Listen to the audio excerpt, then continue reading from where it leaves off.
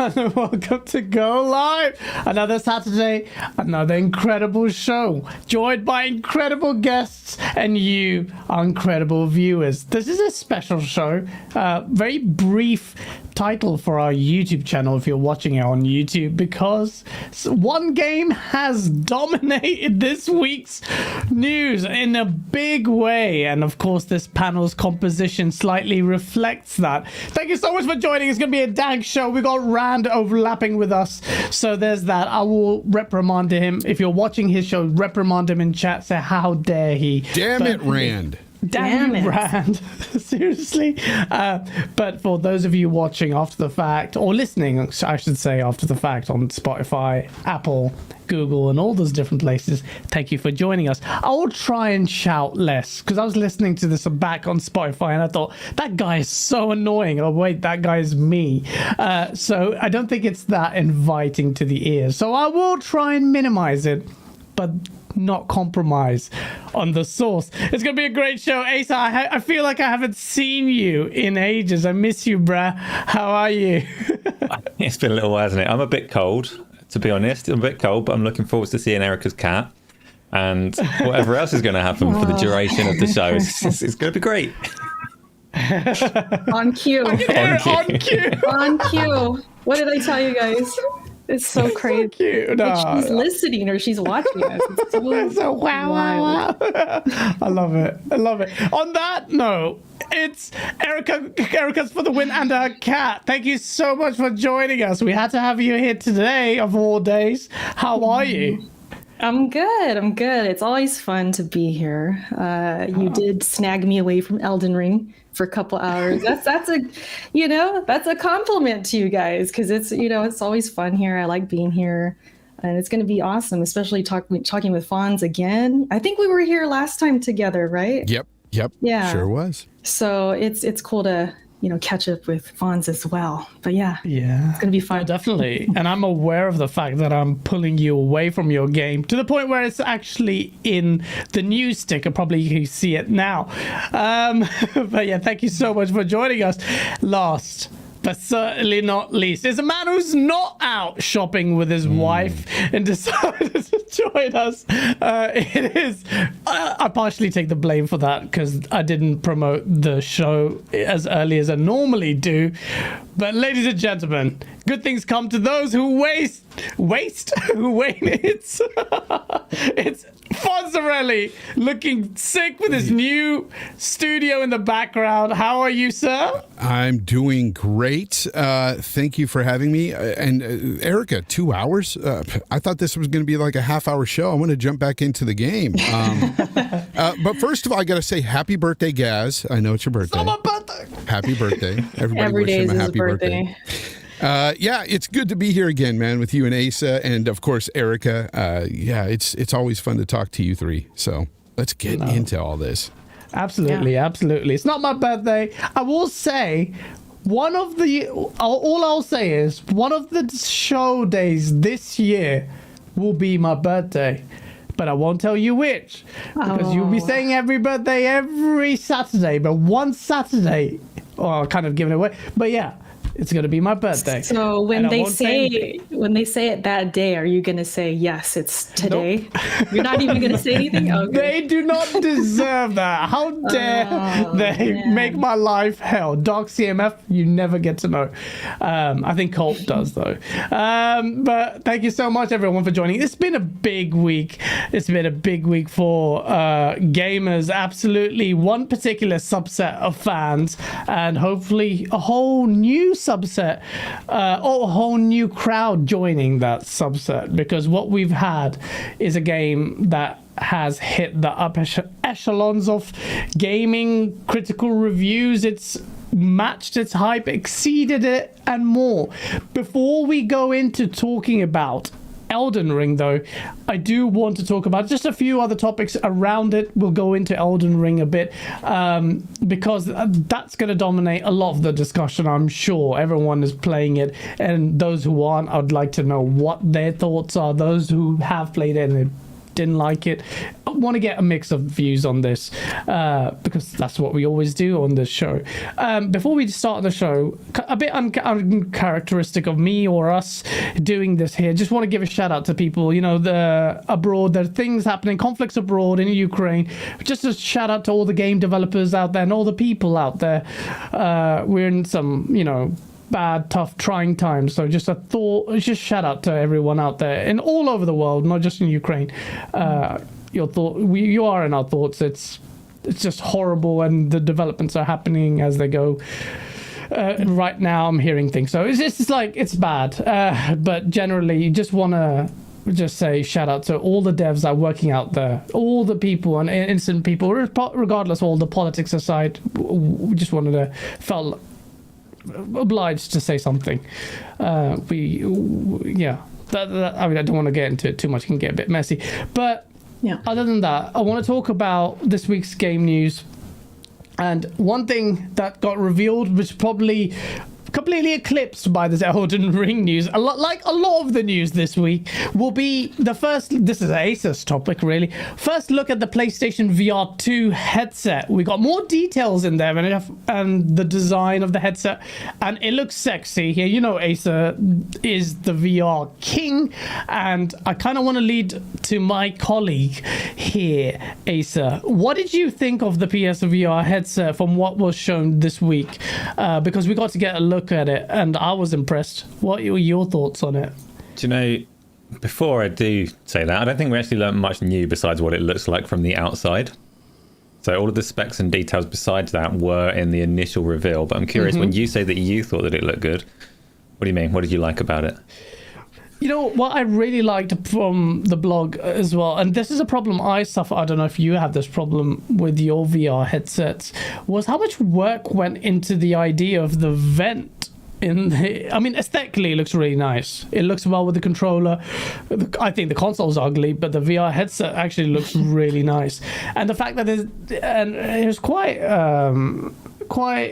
is that honest in this blog to talk about how hard this gent, I forgot his name, who tried designing this vent. So for people who don't know, with my Quest is here, I get a lot of problems with like fogginess on the screen because condensation. My room's sometimes cold, and then you know the heat generated from your face causes fogginess. They've gone out of their way to create this vent, and it seems like airflow was a big priority. There seems like a lot of thought in that design, and I found that quite endearing that they shared that with us. I think aesthetically it looks nice, and it just seems like a passion project more than just a derivative sequel. We're releasing this into like Connect 2 was almost to Connect 1. I feel like there's a lot of soul involved in this. I don't know if I know you might be wondering why am I saying that based on just this blog, but it just seems like the spirit of what they're trying to do came across in these blogs, which is good because Sony barely communicates. No, that is a long answer that I was not expecting. I only wanted time to find the imagery so I could just bring it up there. But thank you. Yeah, no, the headset itself, the initial specs that they released for it were massively impressive at the time. The screens that they put in there were massively impressive. The controllers and the haptics, we've been saying forever that they're made for VR and it will work really well. Like you say, I do love playing in VR. I have the big treadmill behind me, so my lenses steam up more than yours because that makes me sweat. Oh, yeah. So the vents, it's interesting, like you say, that they actually think that vents are like a worthwhile point to actually put front and center in that blog there, because it's not something most people that aren't used to steamed up headsets are going to care about in the slightest. The only downside from the reveal, you mentioned how it looks, right? I don't care how it looks because it's going to look much better from the inside. When you're playing it in VR, you can't even see yourself. And if other people can see you, you're probably not playing in VR. It's kind of an antisocial activity in that sense. So that's fine. It looks fine. It looks light. And I'm sure it's going to look phenomenal from the inside. The only downside of the reveal is that I'm still fairly convinced that the PlayStation 5 has been engineered to deliver this headset wirelessly. That wire does not look like it comes out. So it's the first moment of that. Oh, it's happened again. We lost funds? Yeah, we lost funds. So he's gone shopping again. He'll be back shortly, I'm sure. Shopping. Fonz was due to be a guest last week, and it didn't work out. He went shopping with his wife, so I'm going to assume that that's what's happening here. It comes first, you know. So, Erica, I'm going to pass this over. I don't think you're particularly into VR because it makes you sick. Is that right?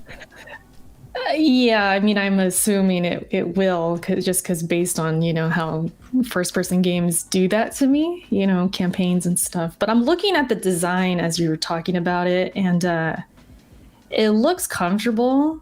And it's funny when you brought up the fogginess of it, like prior to this, and it's supposed to help with that, right? Because that's super annoying. I wear glasses. Anybody who wears glasses knows when we wear a mask or anything, there's like condensation, and it's so annoying. So I could imagine that for a game. Yeah, that's no fun. So if they can fix that, that's really cool. Especially for you, Asa, like you said, you're on stream. I've seen you on stream. You're just like running and getting a workout, which is awesome. That's cool. Like that's a reason I would like to use it, is to like get a nice little exercise. Yeah, that's a funny little niche. There's a big to do that. VR exercise niche, and I can't imagine. I say this despite the treadmill. It's not comfortable sweating into a headset, so I don't know why it's a popular thing. It's different when you're running around for immersion, but all of these fitness games are like, what? Do you people not sweat through your face? Like, I do. I do. I get the mustache sweat. I get all of that. So to me, like I know I would be sweating. I don't know. Maybe it's the new kink. I don't know. People like that. Maybe. Who knows? Erica being messy. It looks it looks cool though. I mean, I would like to try it. Like I wish I had a friend who had it. You had a friend? You have friends. Well, you know what I mean. Who has this? And I would like to go over and try it before buying, of course. I can't purchase it knowing I could full well be completely sick. So that's kind of my hang up on it. And even when I went to shows back before pandemic, we'd go to, you know, PSX or something like that. They would have all these booths with VR, and I would be tempted, but then I would potentially ruin my entire day if I got sick. So I just didn't even take the risk. So that's kind of like why, you know, obviously I never tried. Yeah, too risky. But if they could fix that, dude, I'm all for it. Yeah, that I'm hoping they fix. Fonz, have you tried, before you go shopping again, have you tried the PSVR headsets before, VR headsets before? And are you a fan? No, I haven't tried the PSVR, but I tried an old, and this is a long time ago, and it was pretty crappy. It was the Gear VR headset for the Samsung phone, and it was horrible. Like, the experience was horrible. I instantly got sick, because I'm susceptible to motion sickness very easily. Even some first-person games, like Dying Light, I can't play. So, yeah, VR for me is a no right now, but I'm hoping in the future they will make more advancements for people that get motion sickness, because I do want to try it. I mean, there are games and things that I'd like to do in VR that are very interesting and stuff. And yeah, this VR system looks very cool too. I agree with you guys. It looks very nice, but yeah, if I could only use it. That's the only problem with that. The only thing I would also double back on what we said before. I still, like, there's so much reveal on the hardware. I'm a bit surprised about. Well, this, not E3, they have to show the games this year. Otherwise, I think this is going to be another case of just those demo type games. I want fully fledged games. I want Sony to take this proper seriously. Let's see. I mean, we'll see. It's a bit early to say that, but everything so far looks really promising to me. The hardware looks impressive. When Asa gets hyped about VR and this VR headset, knowing he has a whole litany of VR headsets in his house that are the best of the best, then be excited if you are even remotely interested in VR. We also got Street Fighter 6 announced this week, and Jeff Grubb was right. And we were talking about what this Capcom reveal would be. It wasn't a Capcom acquisition, but Street Fighter announced. Yeah, I had to remind you of that. I know you're going to bring it up either way, but you did call out pretty well, to be fair. Like, it's going to be Street Fighter 6, guys. And it was. But what what came out of that? A couple of things. One, the logo is absolutely terrible. It's so basic. It looked like an Adobe stock image. Did you check that out, Erica? Did you see that? I seen it, of course. Everybody was saying it looks like they got notifications that need to be, clicked, and that's what I thought too. Like, it kind of hit my OCD. Like, click those notifications. It's got like a little six down there. Yeah. If you would have showed me that without maybe even with the 6 and didn't say it was Street Fighter, I wouldn't know what it is. I'm like, what is this? Because it just doesn't have that feel of like Street Fighter. That kind of fiery text or like it's kind of popping. This is just sort of forgettable. So I saw the outrage, and maybe it'll be enough. They change it. I don't know. But yeah, it was kind of just bland and not creative. And then it turned out it was kind of a copycat of a stock image, right? Like, it was literally very remarkably similar. It was almost copy and paste with some amendments to the F being just low down a little, slant. like angled different. Yeah, it was funny. Yeah, I definitely saw that. Yeah, no, definitely. Fonz, I know you have an eye for graphic design things as well. We always talk about stuff like that in the background. What did you see the Street Fighter 6 logo? Yeah, and I saw the presentation that night, or whatever you want to call it. Who told Capcom to make a countdown for this and really hype people up for nothing? Because they could have put this out in a tweet and it would have generated, some decent hype. But this generated a lot of hate because of the hype. Yeah. You don't put a countdown for Street Fighter 6 like this, not mysteriously anyway. You could say it's coming and so in this many days or whatever, and have a countdown. That's fine. But to say, this, it was like really ominous and like, who knows what's going to happen with Capcom or what game's going to be presented. It was so dumb. It was so lackluster. I like that. I've never heard someone refer to one of these like marketing hype countdowns as ominous. Like, what's going to happen when they get to the end? Because some people were thinking, it was going to be Resident Evil, a new Resident Evil, and they were excited about that. And I'm like, even if it was that, why the countdown? Like, this was. It made it seem like it was bigger than it was.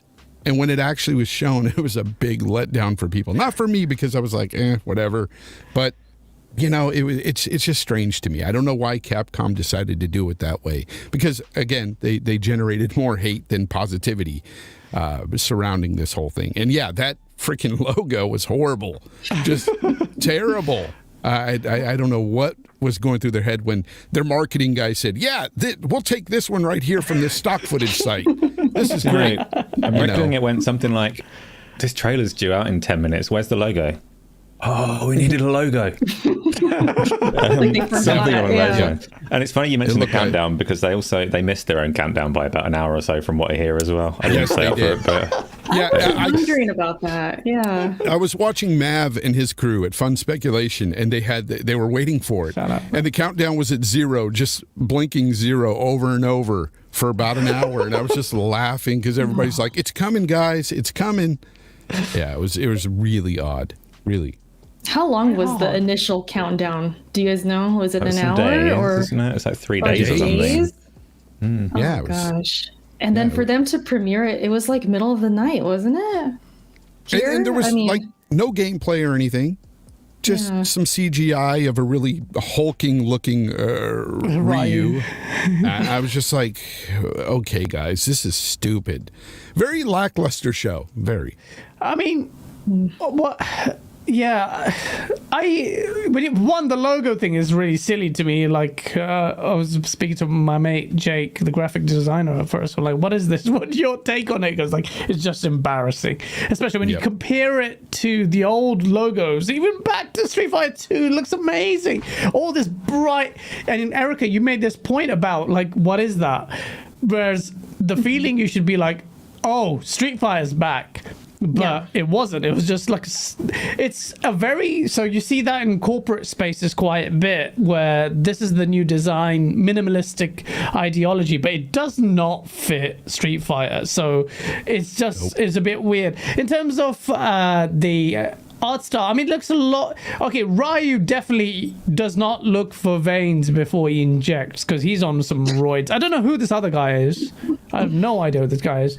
It looks a little bit appealing to the new gen. Very Ryu looks more like Zangief than he does. Yeah, he does. And that's a good shout. He does look more like Zangief, whereas the other guy seems very like, I don't know, this new age design. That just doesn't fit. I don't know. Well, there's been a lot of sweat. A lot of sweat on Ryu. It's, even his feet are sweaty. I'm watching it right now. But the thing is that's just a CGI thing. We don't even know if it's going to look like that. I think it's going to be more traditional looking. I really do. And I think this is just, that's why it doesn't make any sense. If they had like some compelling gameplay or something really cool to show, then I could give them a little bit of, kudos for it. But the whole countdown thing and then, a buff Ryu in CGI and that trash logo. No, it's a pass. Like this was horrible. I'm glad I wasn't excited. On Street Fighter, they say. Okay, on Ryu, first of all, he looks so big that if he tries to do his own special moves, he's not going to be able to Hadouken. He can't get his arms together. Like, he's way too big to be like, oh, balls. Well, the leg is really massive. Yeah, so I'm not a big fan of the way that he's looking right there. But what about Street Fighter? Like, everyone must have played some iteration of it. Street Fighter 5, I like Street 4, Fighter. 2, Yeah. What do you like? Yeah. I like Street Fighter. Back in the day, I spent a lot of money at the arcades playing Street Fighter 2 Championship Edition. Yeah. Loved that game. That was amazing. Me and my buddies would play that every day after school. At the little mini mart, walking home, we'd stop and we'd play that game. And they loved it. They got a lot of money from us. But anyway, so I loved it. And then when it came to the consoles and playing online, I found players that were really freaking good because it's different playing with the big arcade stick in the arcade than playing on the controller at home. Right. I'm not as good on the controller as I was in the arcade because you could really slam that and hit the buttons. Like, it just felt so much better. I have an arcade stick too. It's okay, but nothing like the arcade. But I like Street Fighter. It's pretty good. I even had Street Fighter 5 on the PlayStation 4. So yeah, that's the only one I didn't play. What about you, Erica? Street Fighter 2 Turbo was the one I grew up on. Oh, Super Nintendo. I was all about Super Nintendo, and it was actually the fighter I was decent at because Mortal Kombat and pretty much anything else, I always got destroyed.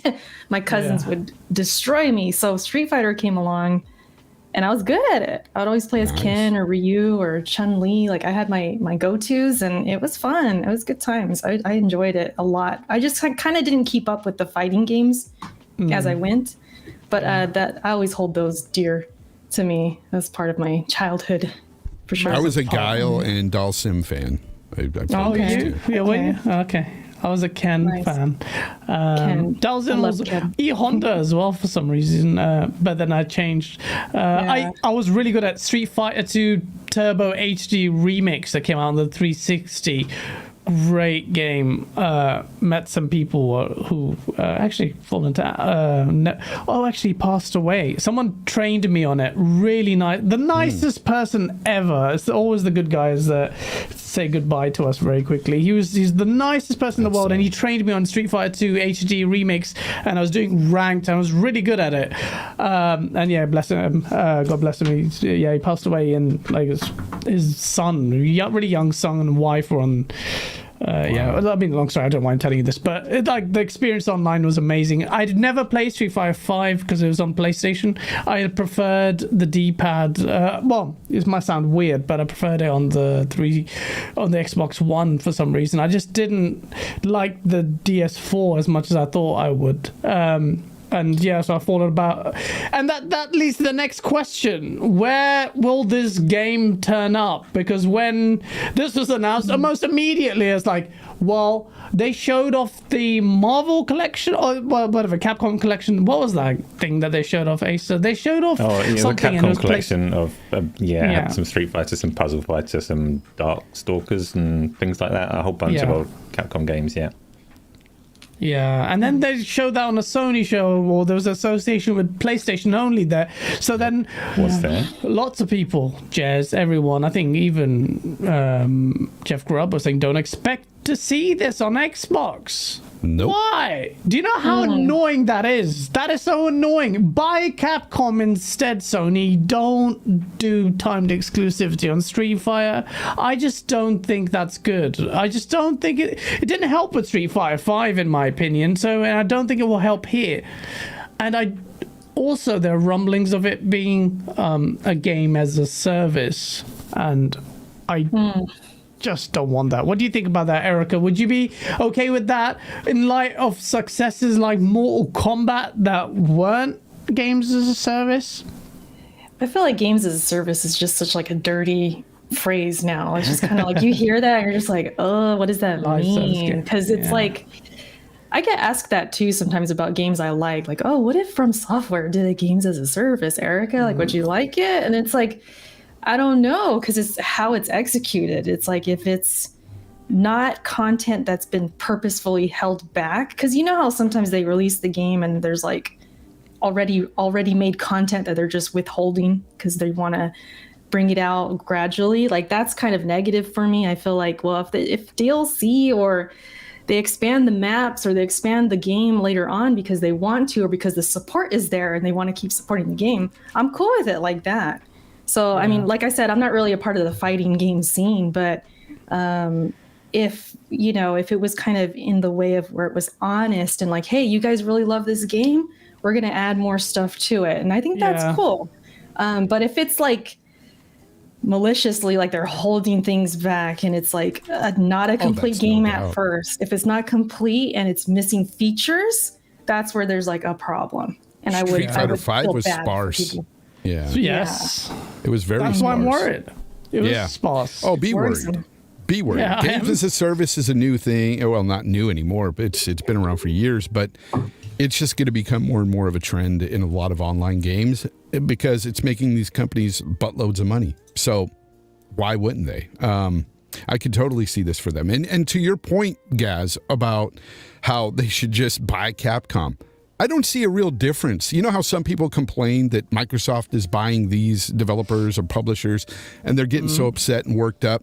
I don't see much of a difference when a company like Sony buys out pretty much every exclusive from particular companies. And, that to me, it's the same thing. Like, I think fundamentally it's worse because they're not actually benefiting the development or the scope of the game. If they bought the studio, then you could say that. And then some people would, to play devil's advocate, some people would say, well, that's a good thing because they don't want their hands into these developers, what they're creating and stuff. But no, but the thing is I understand your point, but I just don't understand how other people can complain about one company buying other publishers and developers, yet you've got Sony that'll buy these these games exclusively for their platform, and these are big franchises. These would people would play this on Xbox. I just don't see why people they differentiate the two, and it's just wrong. You know why, Fonz? It's because it's not their company that they love. So when it's their company, they turn the other cheek. They're like, oh, that's awesome. They bought, this and this, and yes. Yeah, exactly. Then when the other side does it, it's monopoly and it's evil and it's, Well, you got Leo Line in chat said both companies do timed exclusive. Yes, but this isn't time. Street Fighter 5 is still exclusively on the PlayStation 4. You cannot buy it on Xbox. And I don't think they'll allow this to go to Xbox. And it didn't help. It didn't help the game. No, it didn't help the game at all. Yeah, sales weren't crazy. Yeah, sales weren't crazy on the PlayStation. And I know PlayStation, you got to understand too, I'm sure Asa might bring this up because he's this really smart man in the room here, but they've got Evo now. So they've got that whole fighting tournament and everything. This is perfect for Evo and stuff like that. But still, I just think it's slimy when you take exclusives away like this. I'm with you, Gaz. Just buy the development company. Just outright. Buy the cow. Exactly. Let's see. We don't know yet, so it could turn up to be on Xbox. I think it does. Asa, do you have any thoughts on it appearing on PlayStation exclusive? First, the gas thing. Like, it's definitely going to be delivered as a service to a degree. I'm surprised people are. I was surprised that you're beeping that, though, because Mortal Kombat is a service as well. That just means that they keep giving you content Killer for money. Instinct was as well. Everything is a service. The rare exceptions, things like Elden Ring, one of the reasons people love those games, they have no service element. But most games will sell you things after the fact, and that's all that gas means. Doesn't mean you're going to get 2 times experience consumables. Not necessarily. So I don't. It's going to have 5. Okay, but Mortal Kombat, they give you characters and things after the fact. That's people are normally happy to pay for that if they're into the game. It's not necessarily terrible. I will say personally, Super Smash Brothers, I think it probably will come to Xbox. I've got very little to say that on, but the fact that if Sony have got exclusivity and got a marketing deal for it, I'd fully expect that teaser trailer to be on the PlayStation YouTube channel right now, and it's not. But so herein lies a question. Here's a question I have for you, Asa, regarding this whole games as a service, because you're absolutely right. Like, most games are gas. However, when you look at a game like Street Fighter and you say they hold, I say they hold back content, because they do this all pre-planned. They have a set amount of characters that'll come out, and they say, okay, well, we'll release this in season 2, season 3, and so on.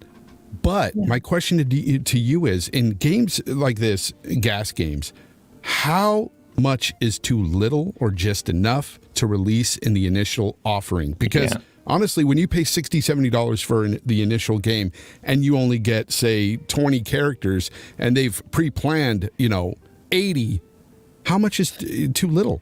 Good question. We don't know. Very good question. Part of your question has the important detail in that you said when you're paying $60 or $70, and that's like very crucial to the answer, because what everybody wants is, regardless of how big or how small a game is, you want the price to reflect what you're getting. And that's true of gas and everything else. We've got this strange model still at the moment that's still owing to physical games and retail stores, where you have a price set as $60 if you're a friendly company and $70 if you're that little bit more grabby. And that price is set first. They set the price and then they build the game up to it, and that's backwards. That's not how we should be doing things at all. They should be building a game and charging a fair price according to what it is, and we're not there yet. So Street Fighter or any other game that wants to deliver content after the fact, to answer your question, there has to be enough content in there to justify the price that they're asking for. Regardless of their plans and how much they hold back, they have to justify the price. So a fighting game, putting that down to a number of characters is fairly difficult, right? Fighting games, how you'd quantify value there is a tricky question, but I don't know. Yeah. I think if they just, the Street Fighter community and just the fighting community in general is super passionate and knowledgeable, and if they just bring in some people to kind of give that feedback, I think they could come up with a good roster. And then over time, maybe there's a request like, oh, we really want this character, and then they'll like bring it in, kind of thing. Kind of like Smash Brothers, I guess, and maybe do it that way. That is cool when they do stuff that way. I don't mind when people, the gamers speak out and say, hey, we'd really like this character, and they do that for the people. But it's when everything is pre-planned and preset. Who knows, Exactly. You do get the feeling of sometimes as a gamer when you buy into a game like this, as like you feel like, I don't think this was enough for my $60 or even my $40. You do get that feeling. Street Fighter V is a prime example. When that dropped, people were like, this isn't enough. Yeah. So what my expectation is when this game does come out, expect a volume of roster that won't be satisfactory, which will include staple characters not being in there. Could be a Blanca, could be Dalzin, could be something like that. They'll drip feed it, because I don't trust Capcom based on their history. I hope to be wrong. That's the issue. Yeah, that's the issue. Especially when there's a character where you're like shocked they're not there. You're just like, really? Like, how? And then, they're coming in a couple of months by season 2. And it's like, that's where it starts to get shady. And it's they're going to get backlash for it. So Yeah, definitely will. And it's not based on anything I know or whatever. It's just I can see that, just like I agree with you, Asa, that I think it will come to Xbox. I also think it will be a little bit it'll be lacking the initial roster. There's going to be cause for some arguments there, which is to me really annoying. If you looked at Capcom versus SNK2, incredible game, look at the roster. There are so many different characters, so many, and I just don't think we'll see that kind of massive roster anymore unless it's a really long supported fighter, which is a shame. To online play. Welcome to online play, guys. Yeah, I know it sucks, but well, let's see. Well, we like to be optimists here. Speaking of which, we've got another few topics after, but we have to talk about the nitty gritty. This is the title that this lady here on this bloody show was so hyped about. Who else? Who's the lady else here? Fonz? No, you're the only lady here. And I've been watching your, like I always watch your content. It's brilliant. I've also been watching your journey towards covering Elden Ring. Fair bit of controversies and hatred as well. I will say this, no matter how, I don't care what people think. If I thought Halo stands were bad, Elden Ring stands are on another level, to the point where I don't even want to say anything to them. They're so ferocious, so rabid. I think it's all part of the Soulsborne, like Dark Souls family anyway. They tend to be, on the double-edged sword, they tend to be really like supportive of content, but if you dare speak out against them, and Erica's for the win was in the firing line because she dared be angry at Game Informer's coverage, which you deemed spoilery, and then you got so much backlash. And take that away. I had to give a little bit of context to the people. I knew you were talking about that. As soon as you said controversy, I'm like, oh, he's talking about Game Informer. It's funny because YouTube, you can see your stats for like each video and where your views are coming from. The top other YouTube that was like in my, like the viewers that we shared, it was who but else but Game Informer. So I don't know if like the algorithm just recommended my video to them or what, but they caught wind and they came in to defend Game Informer like crazy. And it's funny because I've talked about this before, like on my streams a lot. Like sometimes when you make videos, you guys know, you're creators, it's a fleeting moment. It's kind of like, oh, there's this topic. Let me say something. I'll just hit record, just kind of throw it out there. You're not secretly or, really upset or like crazy about that opinion. You have the opinion, but it's not keeping you up at night, right? Yeah. So when I read the comments of like, oh, you're an entitled gamer, you're so mad for no reason, and oh, this was so hard to watch, and just, all those comments. And I'm sitting back just smiling like, like I already moved on, but for those who don't know, and you're kind of lost right now, Game Informer, they had like special coverage before anyone else on Elden Ring. And they did a stream and they told people in the stream, hey, we're about to talk spoilers. You can leave if you want, or just stay. And they gave that warning, right? Which was cool. I had no issue with that. The problem was they went to Twitter and said the spoilers, just no warning, no nothing. Hey, we found this thing and there's this in the game. So I saw the tweets and I'm like, whoa, like I didn't mind seeing them, but for others, I thought of it like, wow, that's a big spoiler. Like you shouldn't have said that. And a lot of people agreed with me. And so anyways, that's where my video was based on.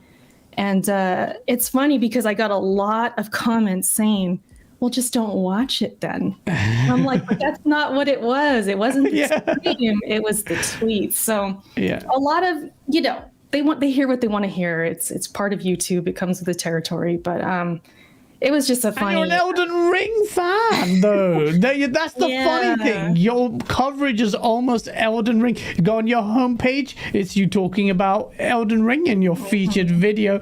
That's all you cared about. But let's move on from you getting just literally burnt like the Salem witch trials. I survived. I'm here. I'm not a. Doesn't matter.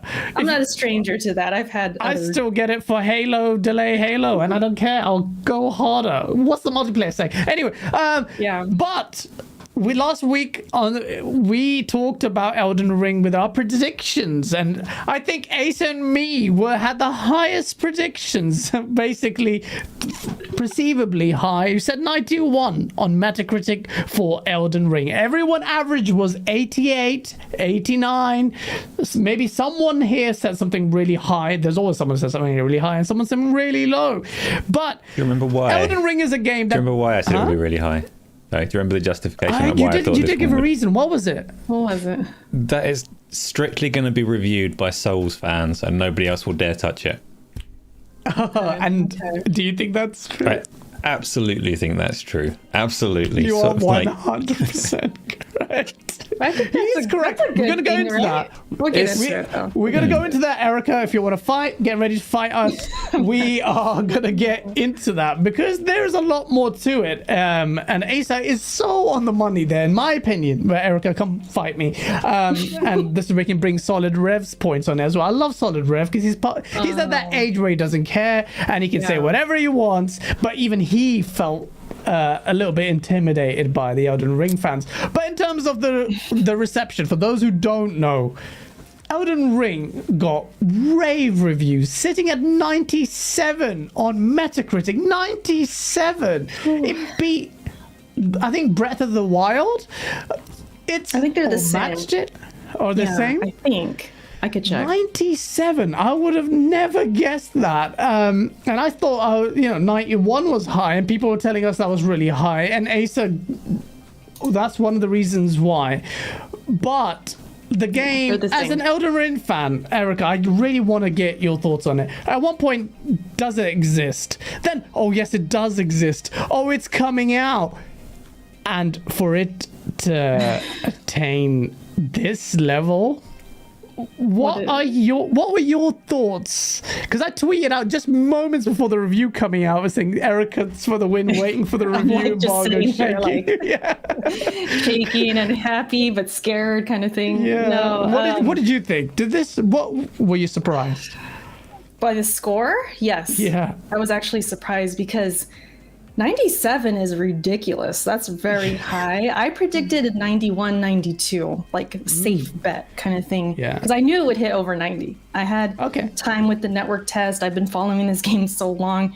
I'm like, this game's going to hit. It's going to be amazing, right? But when I saw 97, the first initial response I had was like, wow, that's really good. Like, that's insane. But then, like, the more I thought about it, there was like dread. I'm like, yeah, this game's going to be picked apart. And I knew that was going to happen. I knew people were going to complain. I knew people were going to ask the question of like, what's the big deal? It's just another Souls game. Why is it this high? It's overrated.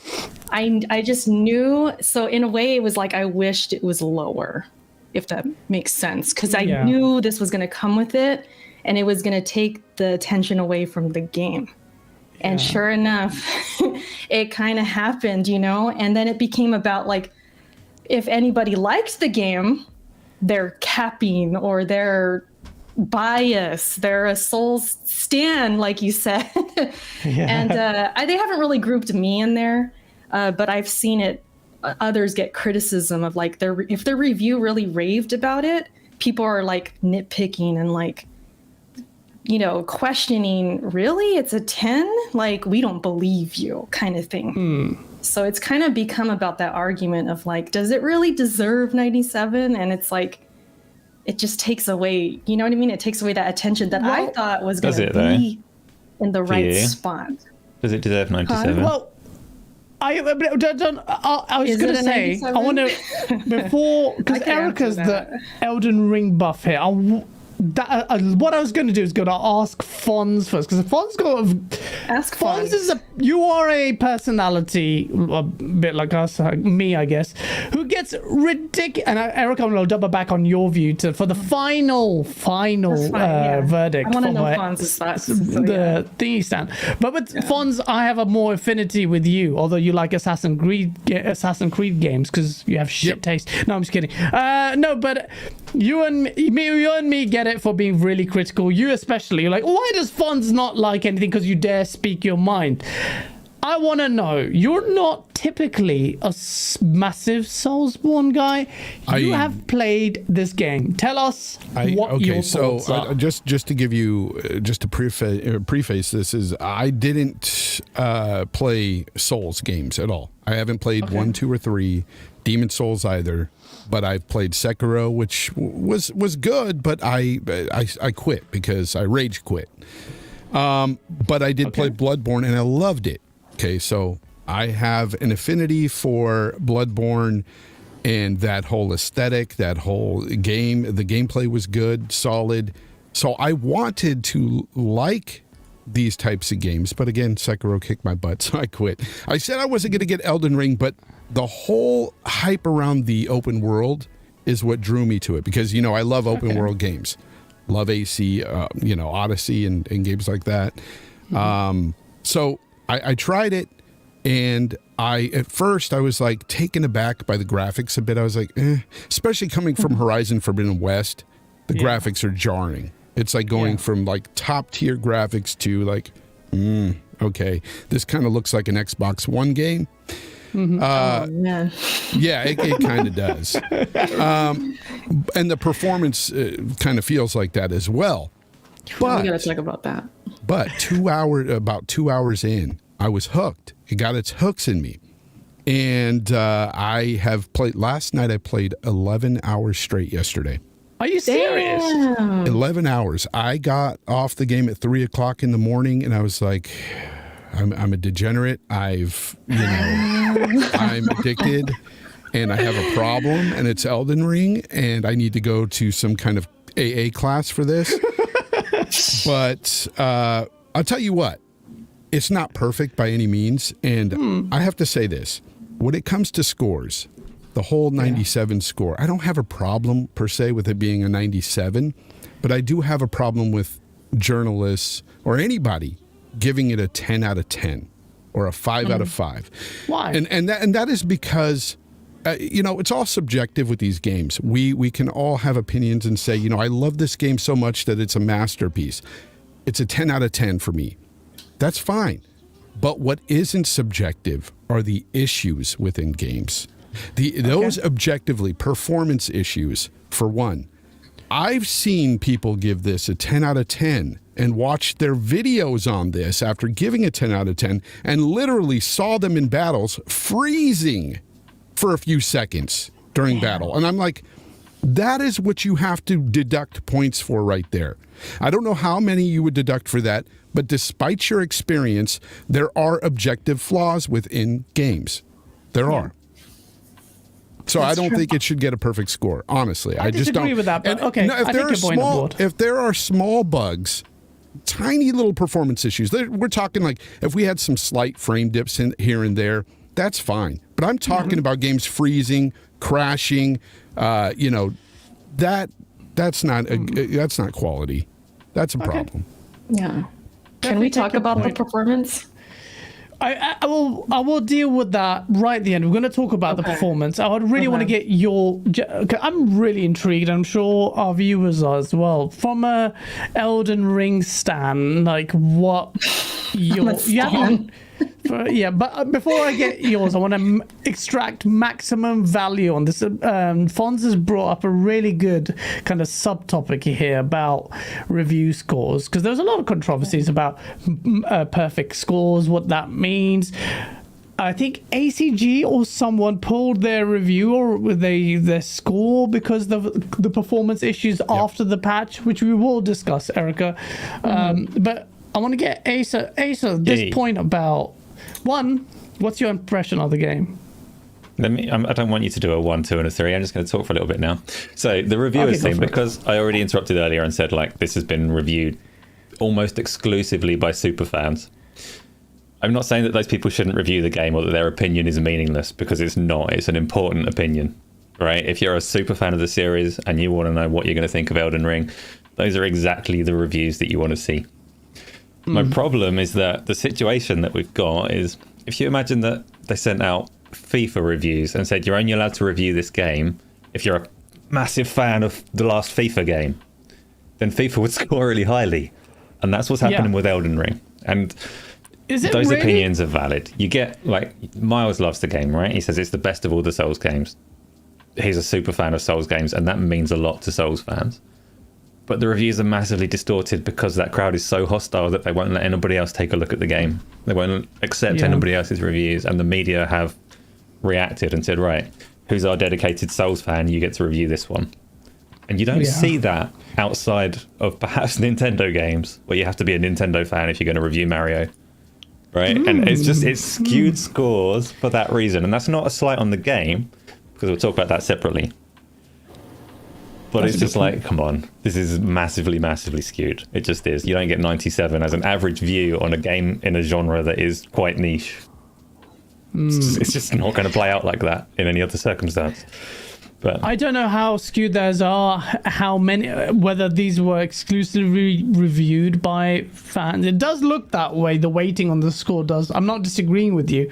I'm just holding my hand up and saying, because someone in chat said ACG, neither ACG or SkillUp, Layer Cake said this, are not super Souls fans. And I will come reach out to your super chats, by the way. I'm just building them up. You know what? I have to add, though, that, you know, the whole scoring thing, I don't think that these reviewers and everything, I agree with Asa, but I think the whole thing with a lot of these reviewers too, and I didn't want to bring this up today, I'm going to be talking about this a lot tomorrow, but a lot of them didn't beat it.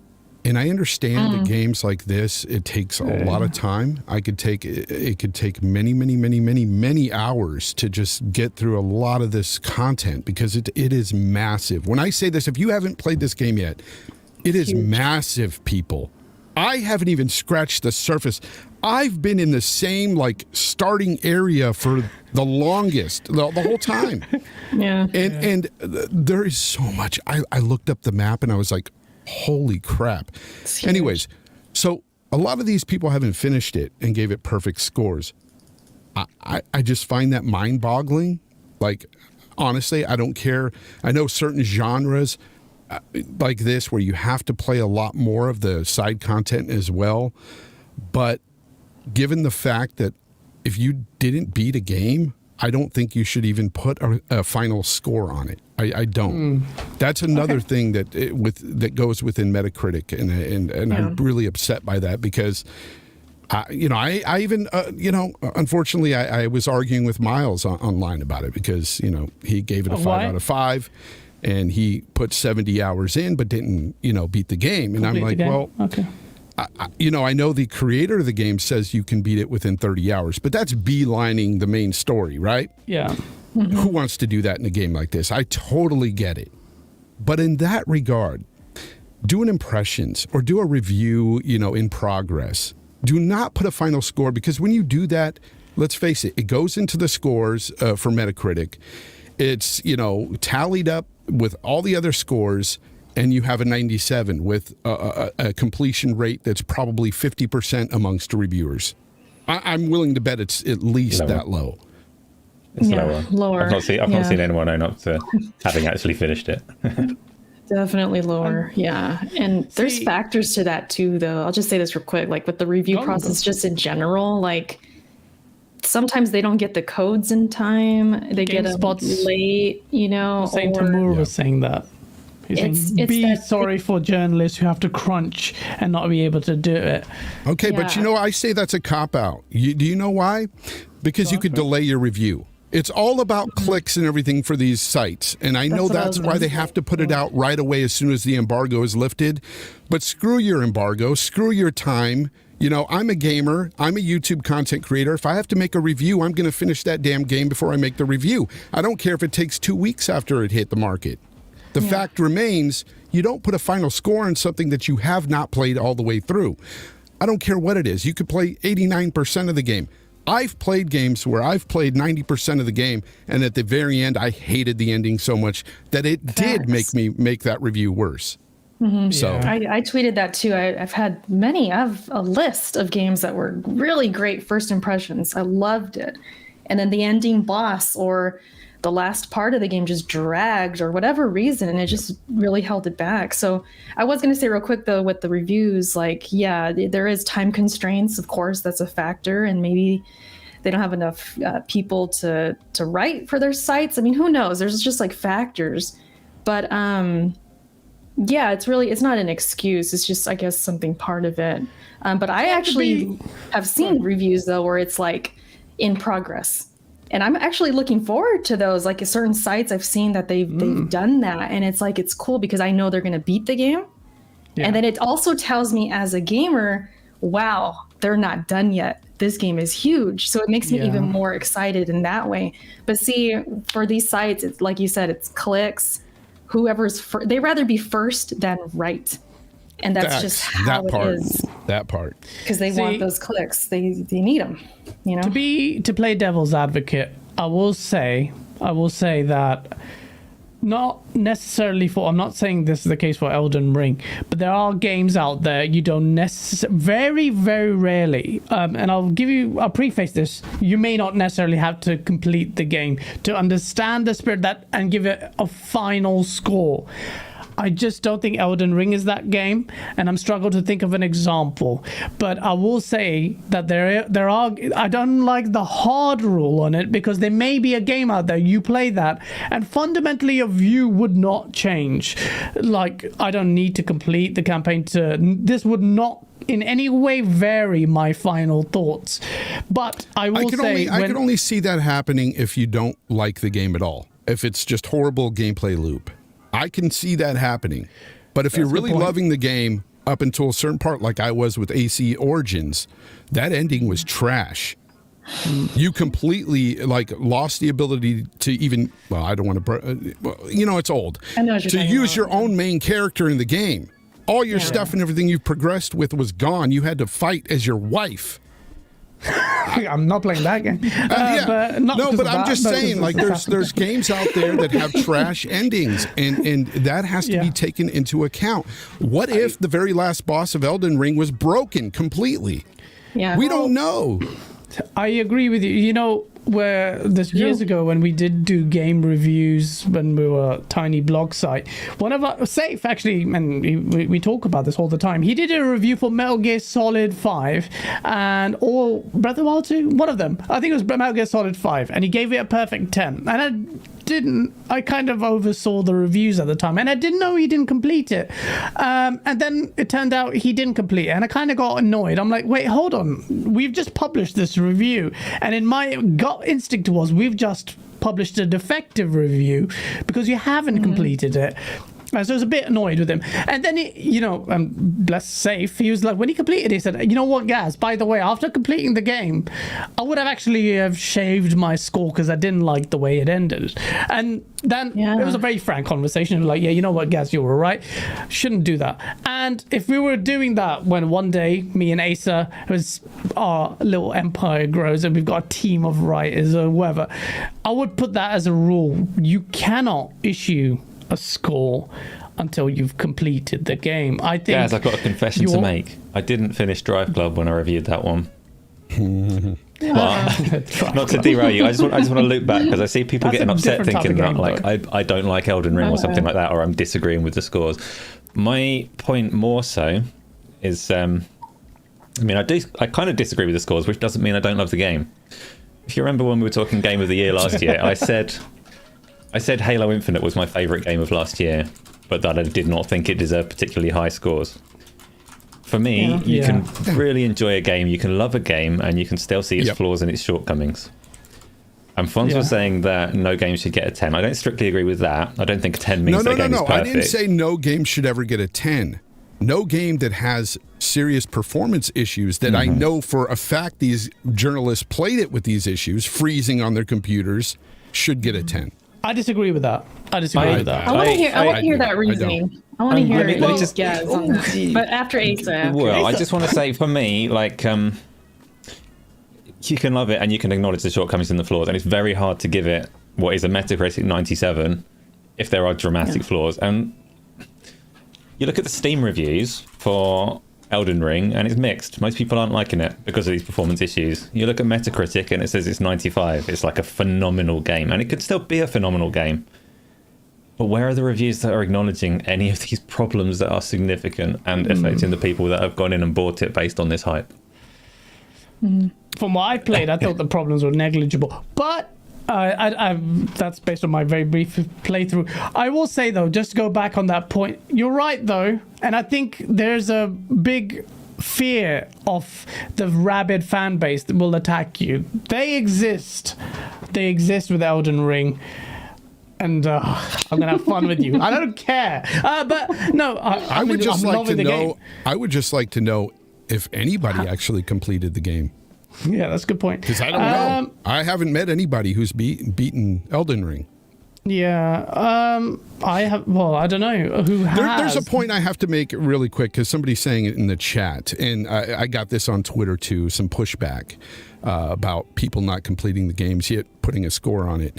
The thing is, people keep bringing up, oh, you expect people to 100% a game, completely platinum a game before they put out a review. No, but I expect that they at least play the main campaign. And yes, in a game like this, you have to do a lot of the side missions because that is what these games are about, right? It's the whole world exploration and things. So this game is going to take time to review. Therefore, I don't think they should have put a score on it at all until they completed it. Because, and that's not 100% to say. They could have, completed 50% of the game, but 100% of the main campaign and put a review, and I would respect that. My problem here is that a lot of people didn't beat the game. I don't know of one that did so far, and they put in 70-plus hours. I don't think you should put a final score. What you should have done is wrote an article saying, you know what? I feel right now that this is a masterpiece. What I've played so far is incredible. You guys are going to love it. Yes, my endorsement for this game is go buy it. I can respect that, but don't put a score on it because, again, it goes into that Metacritic score, and this is why I loathe Metacritic. Their scores don't even factor in right anyway. The whole thing, a 5 out of 5 scale point system doesn't even go into 100% scaling system very well. Okay, it just doesn't. And also with that, you've got people out there that do look to Metacritic for their decision to whether to buy a game or not. A lot of people bought this game based on that 97 score. I saw it on Twitter. Guys that aren't Souls fans at all, guys that said, I don't play Souls games, I don't like it, they bought into the hype. They paid for this game based on that score. And also, you got developers out there who do get bonuses on some of these scores. If they score high enough, they get a bonus. So this affects people's wallets at the end of the day, and as a consumer, Metacritic does. As a consumer, I don't like the fact that I'm hearing people that didn't beat the game giving this game a 10. It's ridiculous. Nobody can change my mind on that. It's dumb. It's dumb. Yeah, I feel you on that because. I do agree with you. I'm just trying to find angles to be disagreeing with you because you're so strong on them. And if someone's so strongly opinionated, I want to combat them. Elden Ring is not the game to combat you on, though. Like Drive Club, that's different. That's a racing game. Fighting game, I understand. Know. But Elden Ring, you can't. I agree with you. And I saw your friend Luca, Erica, being really messy because we had Mike Rose. Messy? What'd she say? Yeah, she was talking about how, I don't want to read your reviews again, Mike Rose. Who I don't think people know actually owns the publisher that doesn't write reviews anymore. But he said it's okay. Thank goodness. Tamim Hussein at GameSpot said, look, we only get it. Give a shout out to all the, we have such tight deadlines. But you said it, Erica, delay your review then. Why chase the clicks? There is a point to be made. I think generally the score is positive. But you, Elden Ring stan, you haven't completed the game. What do you think of the game? Did it live up to your hype? Because it's your opinion that matters, really. No? 10 out of 10. No. So Let me just say real quick, like, I know we're kind of over the review part of it, but as a fan or a stan, I've never been called that, I don't think, until today. Like I said earlier, I wish the score was lower because I feel like that's what it should be, at least in my opinion so far. Like, it's not a 10 out of 10. It's not perfect. Those performance issues are a big deal. I'm playing on PC, so keep that in mind, because I know people are going to watch this. They're probably just assuming, oh, she's a stan. She's gonna, you know what, from what I've seen so far too, Erica, is that it is worse on PC than even on the consoles. Which is surprising. From what I'm seeing, yeah. And I've only played on PC, so I can't speak on console. But let me just talk about the game first. I'm sure we're going to talk performance. Yeah. It's, I've been following this game so long. You guys know I've been doing a bunch of content. I've been reading articles, all the interviews, and everything that's been led up to this point has pretty much come true. Like, as far as what the game is described as and the world that I was expecting, how lively it is, how full of things to do it is, the NPCs, the sense of wonder of like looking around and wondering, oh, like what's over there, and then you go that way and then you end up finding something else and it distracts you. You're like, oh, something's going down over there, let me check that out. And it's just this constant like gratification of like exploration, and that's what I assumed it was going to be, and it's living up to that in a big way. So if you like to explore, you're a fan of games like, I hate to bring it up, but Breath of the Wild and stuff like that, and that's what you appreciate. I hate to bring it up, Lawrence. I hate to bring it up because I know it's compared. It's only compared, in my opinion, because of that freedom of like, oh, I could just go wherever. But beyond that, I mean, it's a Souls game. At its core, it's a Souls game. It's a lot of familiar things.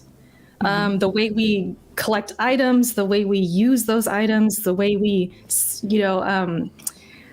level up, and the way we have our stats per class, and the way we like create a build, and all that's still there. The challenge is still there. The formula, the loop, which is so important, it's all there. It's from software at its core. And so to have that big world of like, oh my God, like I can go anywhere and like play a From Software game in this huge ass world. It's just everything I imagined, everything.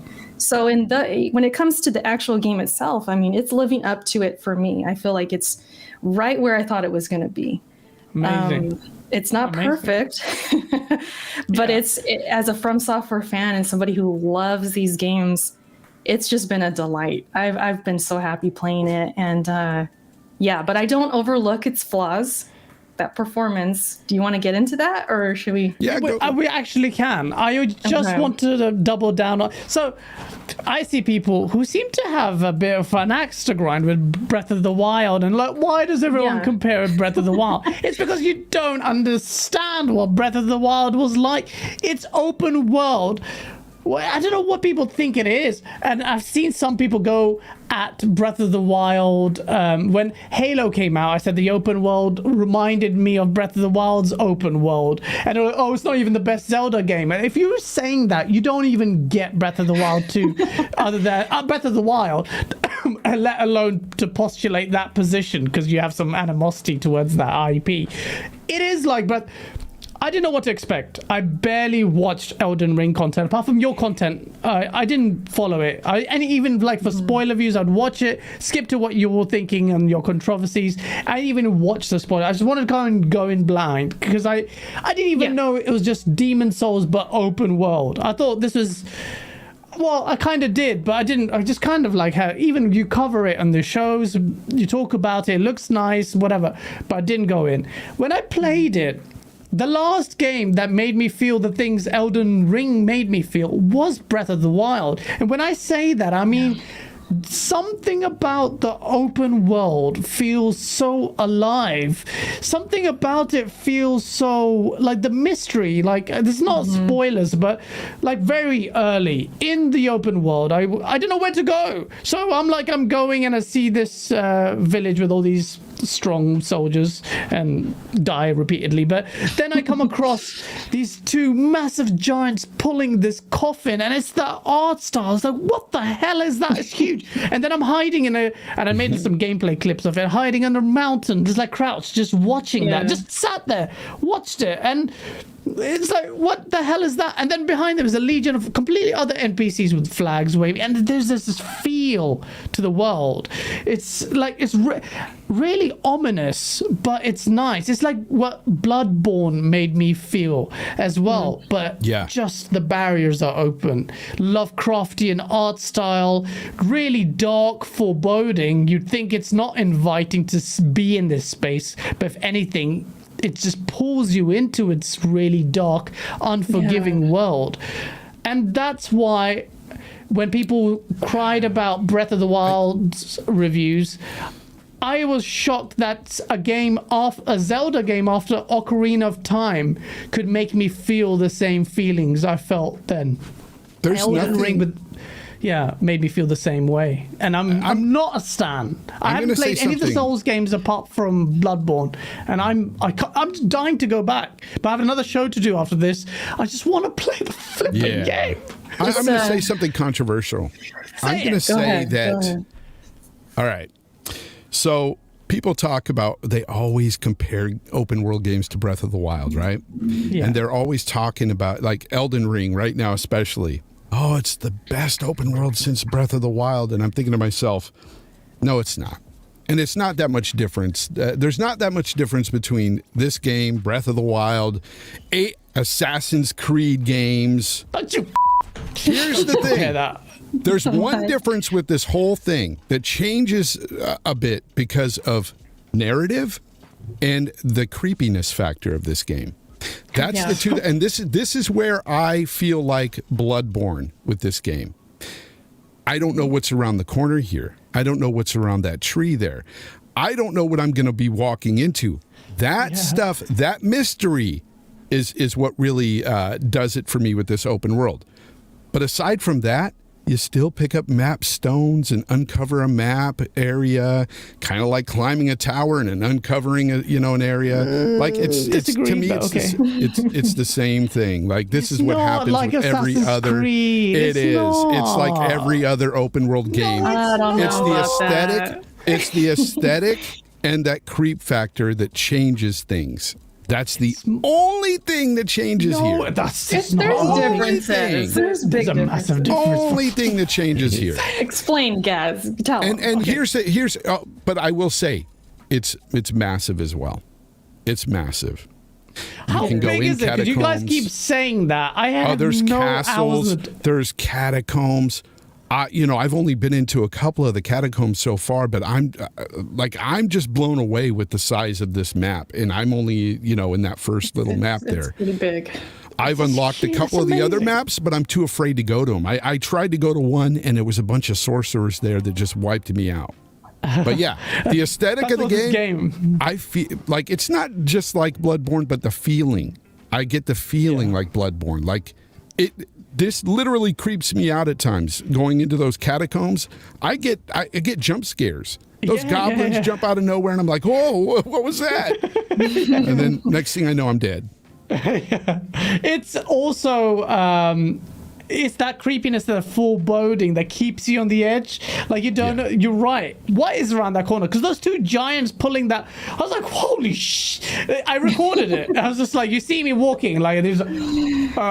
What You're just the like, hell? Get away! Get away! Yeah. And I had a clip when the first Bloodborne boss came in. I was streaming it live, and I was just screaming like a little girl. Like the first Unchosen one, whatever it was, the first boss in Bloodborne. Cleric Beast when he jumps down. Cleric Beast, yeah. Okay, and I was just like, and all you heard me scream. I was doing all sorts of accents. When I get scared, I do a Nigerian accent. Don't ask me why.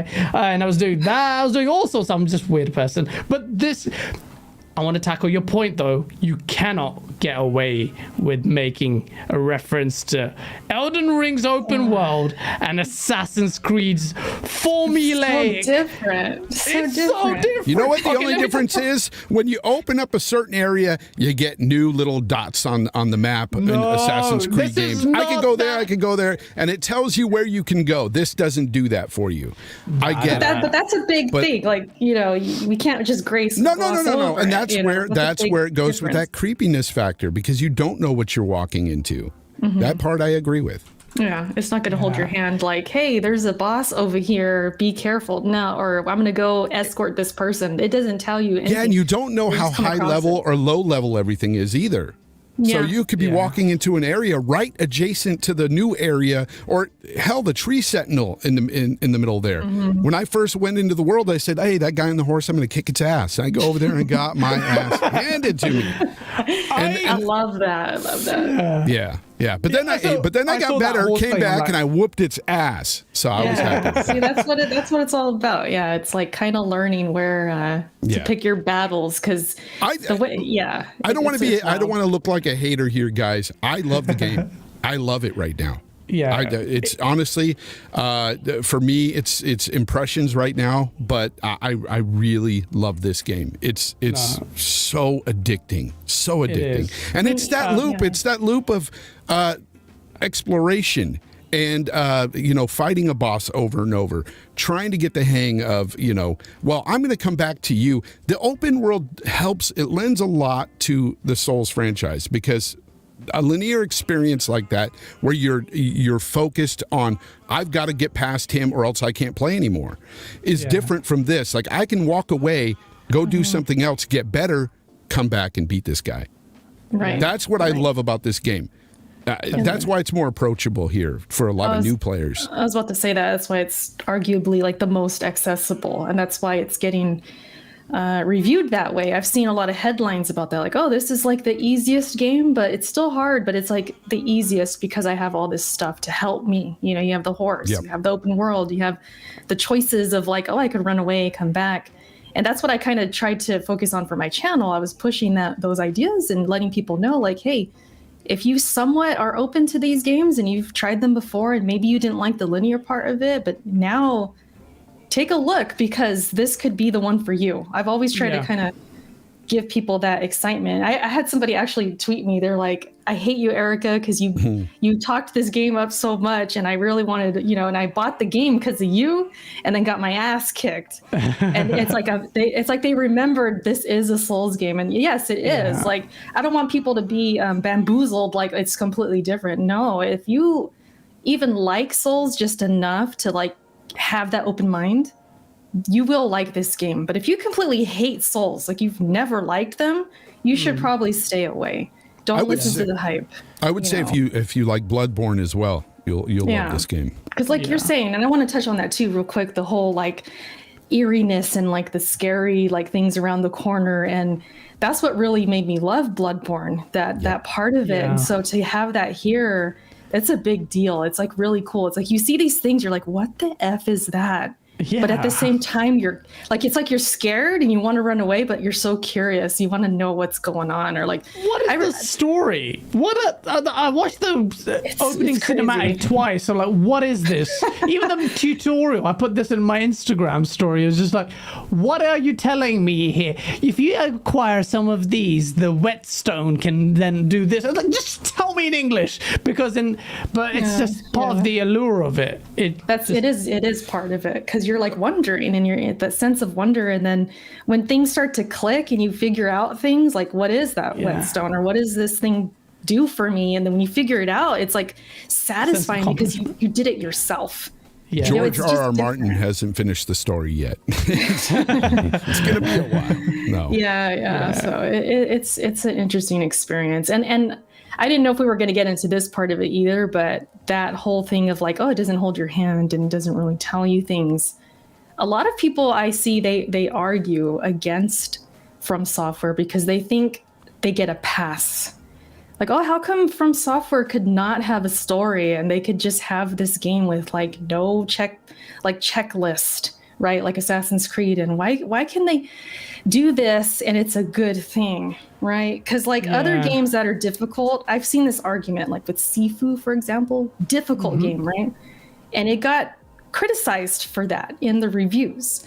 But now people are like, well, how come that was criticized, but Elden Ring is praised? That's so there's like a this good point. Me and Fonz were battling that out, weren't we? But that's because you've got Elden Ring, and again, like I said earlier, if you're just hitting your head up against a wall with a boss, you can go elsewhere, get better, come back, and deal with it. The linear experience is so much different that's why I love open world games. I love being able to leave and go do what I want to do, come back when I'm better. That's one of the reasons why I love open world games. This game is just it's incredible. It's so much fun, addicting, and I'll admit on the Series X, even with VRR, I do have performance issues. Sometimes I'll get those frame dips. The real large frame dips, you can still feel it with VRR. Most of it I can't, but getting those dips, it sucks, but whatever. It's so much fun that I'm continuing to play. Again, 11 hours straight last night. 11. I haven't done that in a while. I can see that happening with me. And that says it all, though, doesn't it, Fonz? I get the performance hitches, but I played Bloodborne. That ran terribly on the PlayStation 4. And that didn't... Okay, it was a bit... Yeah, but I still love that game. It's one of the best games I've ever played, and just it's a great. I'm with you. I need to catch up with these super chats. Thank you so much for these, and apologies for reaching these so late. Think about a Bloodborne 2 in an open world. That's going to be the next game. And I was going to ask you, I will lead to another topic here, which is acquisitions from software. Not yet. But not yet. Yeah. But can I read the super chats first? Yeah. Ace, did you want to go? No, go for it. Let me just read the super chats because it's been an hour since I've read them. Apologies. Normally I read them as the show goes on. Nagrax, thank you so much for the £5 super chat. Will you be having anyone on the show to talk about metaverse gaming, NFTs / Web3? Is he being sarcastic? I can't tell. Or is that a serious question? It could be both, because we've had this question from Nagrax before. Or I've pasted last week's super chat.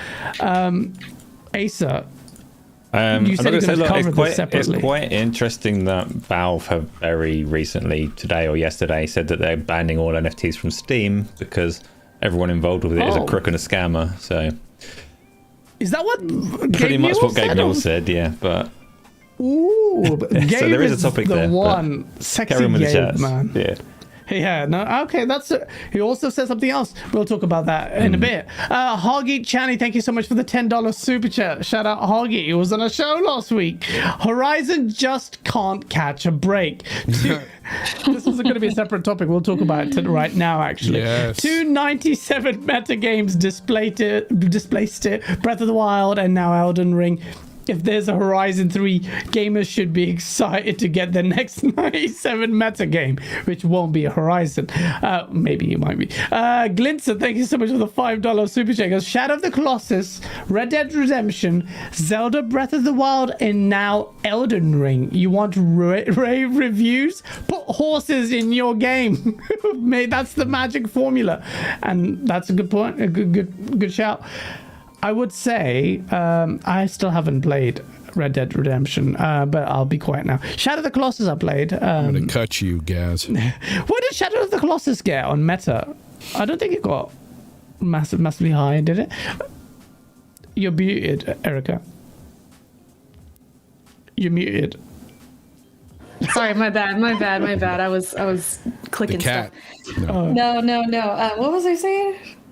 Never mind. It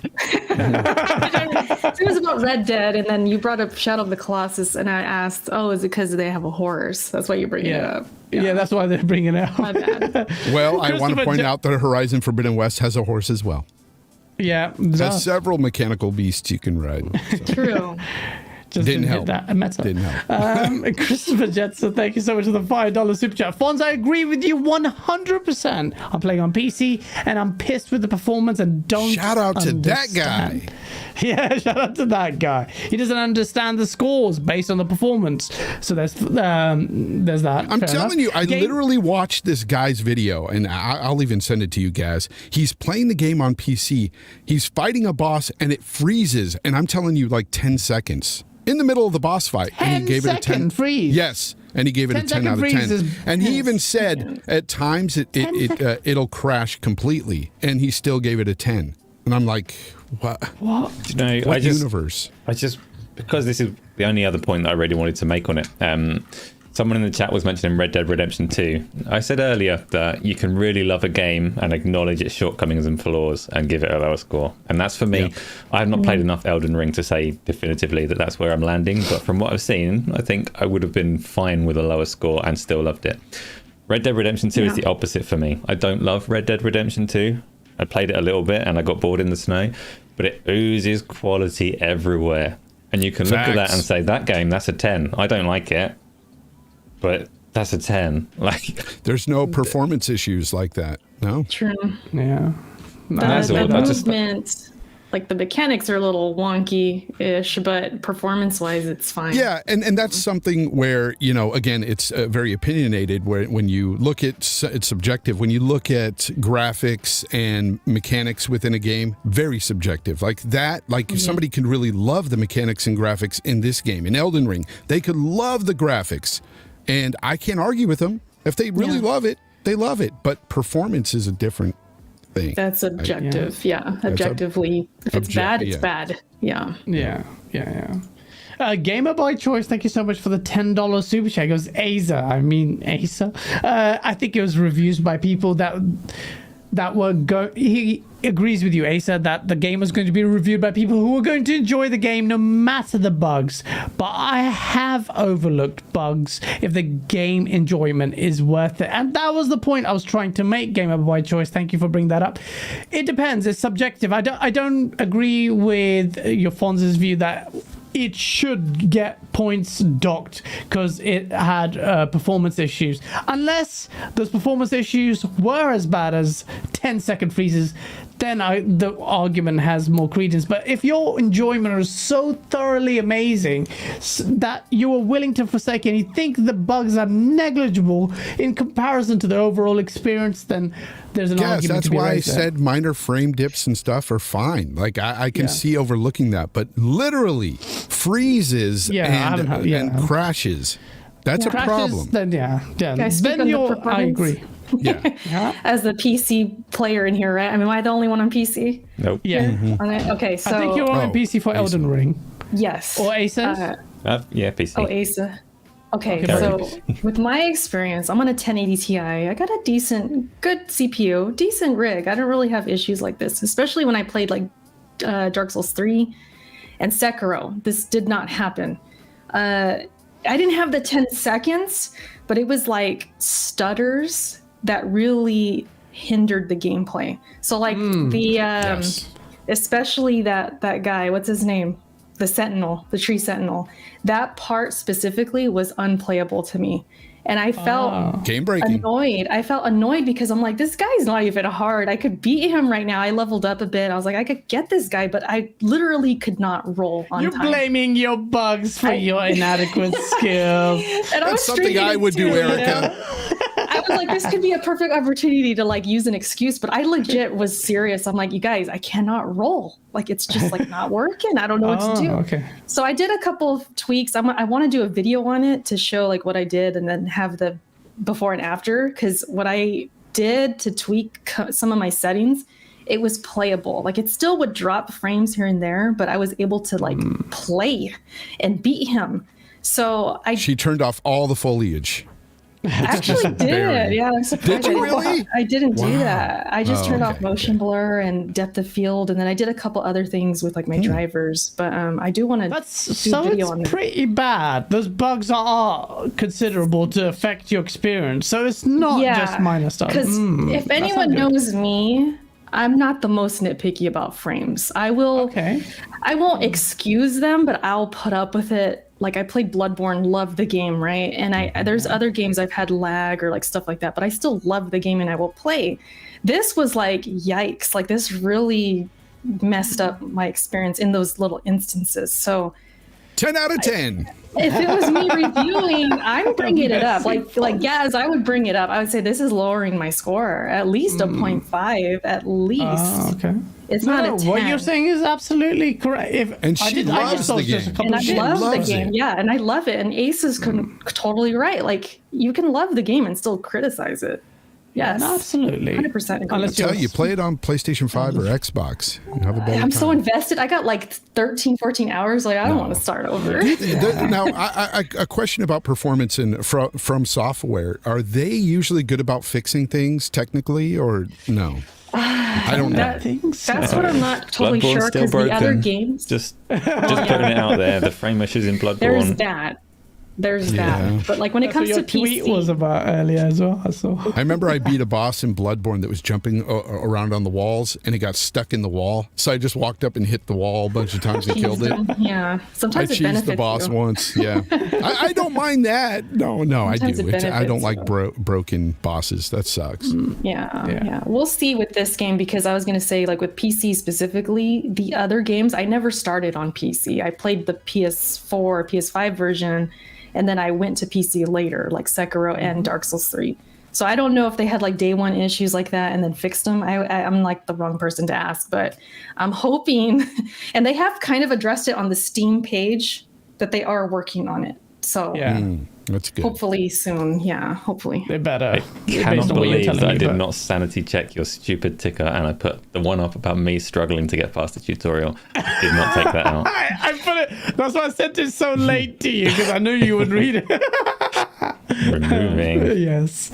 It's just so funny how fast my mind changed on this game. Like within a couple of hours, like I was really like thinking, did I just buy this by mistake? Like maybe this ain't for me. And then 2 hours in, I was literally like, I need more. Where can I go next? Yeah. If you're like that, by the way, I do think that's a great point you raised there, Fonz. If you're feeling like, it's not really, I'm not feeling the graphics, it just feels a bit weird, play it through, and you'll find the hooks start to grab you before you know it. You're vested in. You know there. what helped me in this? I'll shout out to people out there, because I still know some guys. I think it was I don't want to say the name, but anybody, somebody in party chat with me today was saying that they didn't even do the main campaign to even get a certain thing in the game, and I'm like, what? That's like at the start. So I would say follow the campaign first, just for a little while, and get a few items that are very helpful, and then after that you'll have a blast with it. Like, no, definitely, that's a good shout. There's certain things you need that you have to follow the campaign to even get. Yeah. Okay.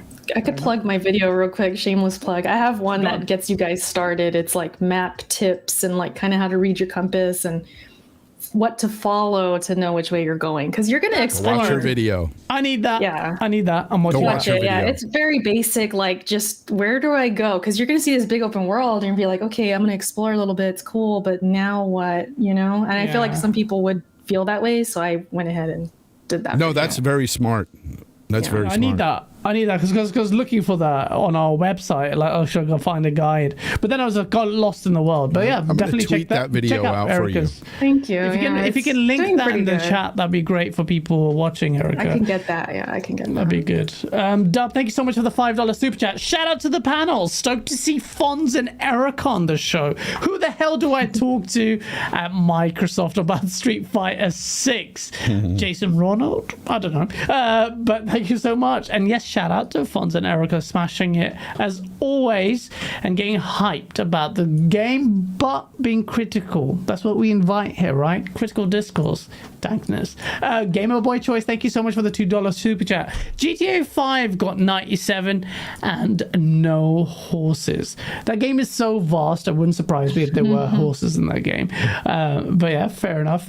Hustle and you gotta get the auto tune. Hustle and motivate. Thank you so much for the GameOnDaily membership, and thank you for giving me an excuse to use the auto tune without the reverb. There's still an echo. Love Okay, that. but thank you for that. And Hustle Mobe, thank you so much for the $2 super chat. He says, hello, everyone. Hello, Hustle. Great guy as well. And he's also one of your peoples, Erica? He's a big support of your stuff. That's my guy right there. Yeah. I've had the pleasure of talking to him on Discord. Yeah. It's been a while, but we should touch base soon. Hoggy Channy, speaking, thank you so much for the $5 super chat. Isn't the next From game rumored to be Xbox exclusive? I don't know where on earth you get that from. I don't know where you got that. Hoggy is very messy. He likes to dip in the console war. And the point I was going to make is, from Software, there have been rumors abound of PlayStation buying it. Would it not be a good fit and a good get for PlayStation? Fonz, what do you say? From Software? Yeah. Good fit. No. Why? Look. I of course, it would benefit them immensely, right? Yeah. But I want to play these games on my platform of choice right now. Like, I don't want to see that go exclusive to PlayStation. But yes, it would benefit them, of course. Yeah, I don't want that, but yeah, it would benefit. Well, if it happens, it's going to cause a lot of sauce. Erica, would you be annoyed if it's PC and PlayStation only? Don't you think From Software would be good fit on PlayStation, particularly with Bloodborne?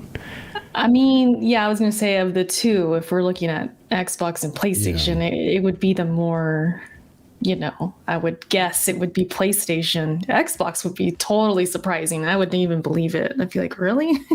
If that like Bloodborne came exclusive on PlayStation, if Xbox was smart, they would fire back and have an exclusive game of their own, though. But true, that'd be cool. I could see that, but I don't know. As far as I know, I think From Software is already owned by somebody. And I don't think this is even possible. Yeah, but the game itself, like, if they bought exclusive rights to Bloodborne 2, like, I wouldn't even want that for Xbox. I see what you're saying. Yeah, if there ever was a Bloodborne 2, which at this point I don't think it's happening. I think it is. It would be PlayStation. So Hagi is talking about the rumor from Miles saying that From Software have signed up with Microsoft to do an exclusive sci-fi From game. And I'm only saying, Hagi, even if that is true, and it might be true, it's not their next exclusive. That's all I'm saying. Okay, now that is completely different. When a company, okay, so when a company not regularly do that, what do you know over there?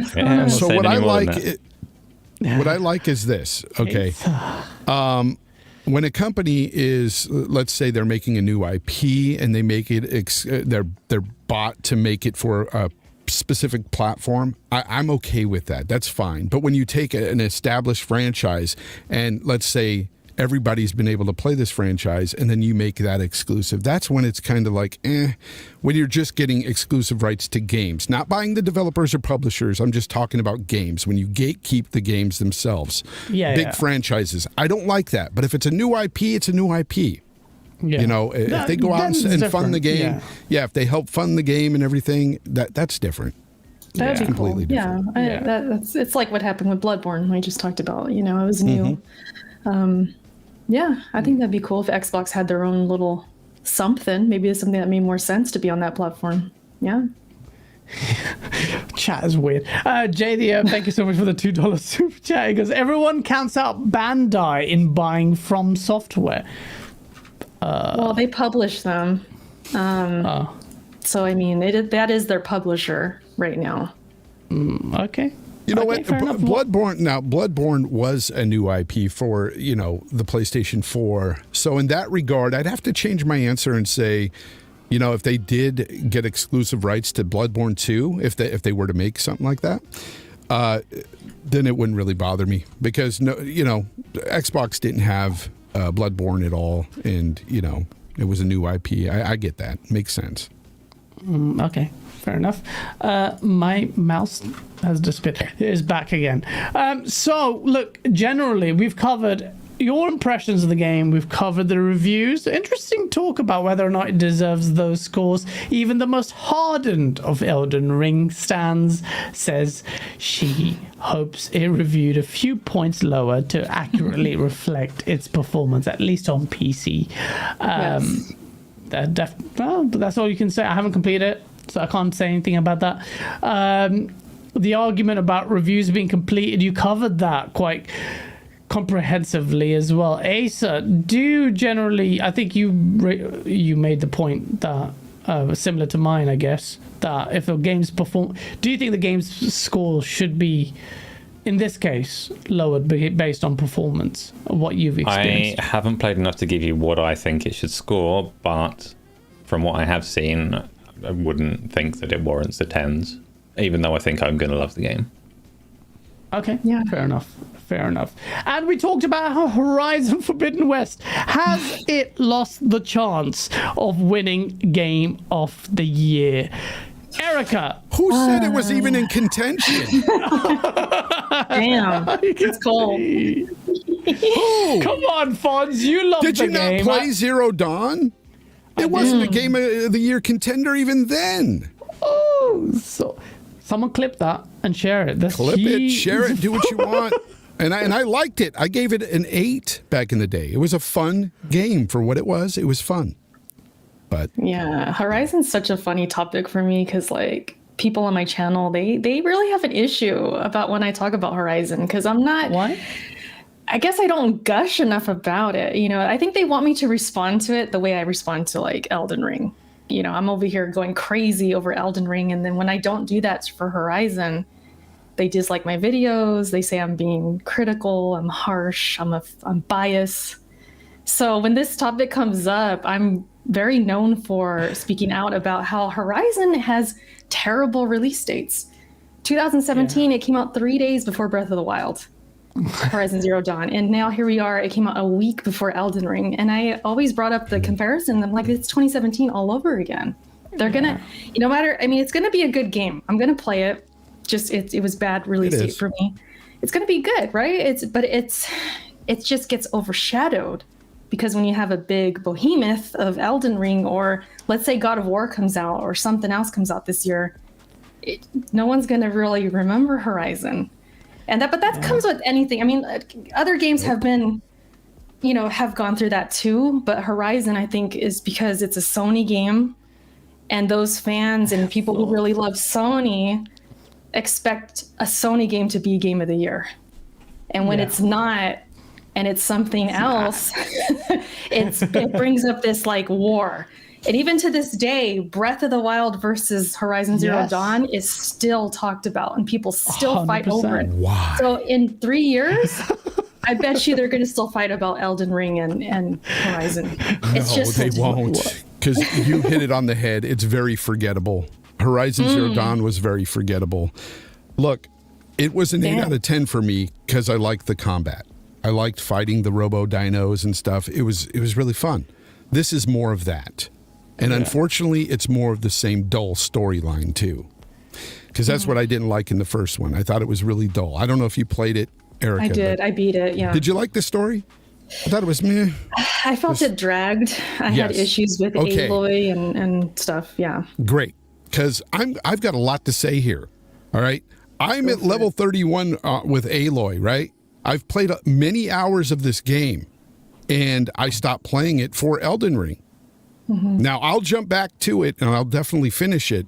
But so far, I have to say this. Fun game combat. It's just it's a lot of the same of the first. It really is. So it's fun. But the story, the dialogue, the amount of dialogue in this game is horrendous. Horrendous. Oh, man. And I don't care. Look, you can love the game. You could even love the dialogue, love Aloy. I don't care, but this is just my opinion. The dialogue is very, it seems very political based within the story.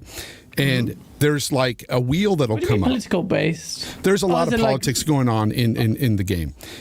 And there's one cool twist that I did come up upon in the story that was cool. Like, all right, great. But after that, the dialogue. Okay, so a lot of RPGs will have dialogue wheels where you have choices to talk, right? Yeah. This pops up, and I kid you not, sometimes there's 5 or 6 choices, and within those choices, there may be 5 or 6 choices, and they're very long-winded speeches on a lot of these. And so the characters will talk for days and days about nothing or about these politics that I don't even care about. Very boring. And Aloy herself, look, my water stain on my kitchen table has more personality than Aloy does. Her character, her personality is boring. And for a protagonist, I'm sorry, that's what makes Horizon games not very fun. Look, I love a lot of Sony exclusive games. I loved Uncharted. Nathan Drake is a great protagonist, funny, witty, he could do all, he could make you freaking entertaining, he can make the game entertaining. Even a guy who doesn't speak much in Jin Sakai in Ghost of Tsushima, I liked his character. Aloy, boring. I'm sorry for you Aloy fans out there, but she's flat out boring. That's Baloy. That's Baloy you're talking about. That's people's Baloy. She is so boring. I'm sorry. And I love the combat. I love her mechanics and everything. But when she's talking, it's like, shut up. It's really boring. I saw really David Jaffe made a video. He's like, just shut up. Stop talking to yourself. Stop commenting on everything. Jaffe, I agree with you for once. Yeah. Jaffe has some weird tweets this week. But that was one of the better ones where he was talking about. And I agree with you. If it's more the same, I didn't complete Horizon. I think it's kind of poetic justice that it releases alongside a game that shows you an open world game that isn't by the numbers. Here, let's make it pretty graphics. We've got that's doing a disservice to Horizon games. They're more than just pretty games. They've got a good concept. No, they're not. They're pretty games, decent combat, but decent combat. Did you guys see that tweet? It's related. The one where the guy's really gushing about a boss battle in Horizon, like, oh, this is peak gaming and this is a new standard. And he got a lot of criticism for that. And I thought it was cute. I'm like, he just needs to play more games. He doesn't play a lot of games. I didn't go after him. I was like, that's just play some games, please. You don't know what you're talking about. But he doubled down and kind of backtracked, and he said, well, I mean the graphics. He said, and I don't know. I guess he just means the particles going by. I'm sorry about my camera, by the way. I don't know why it's flickering.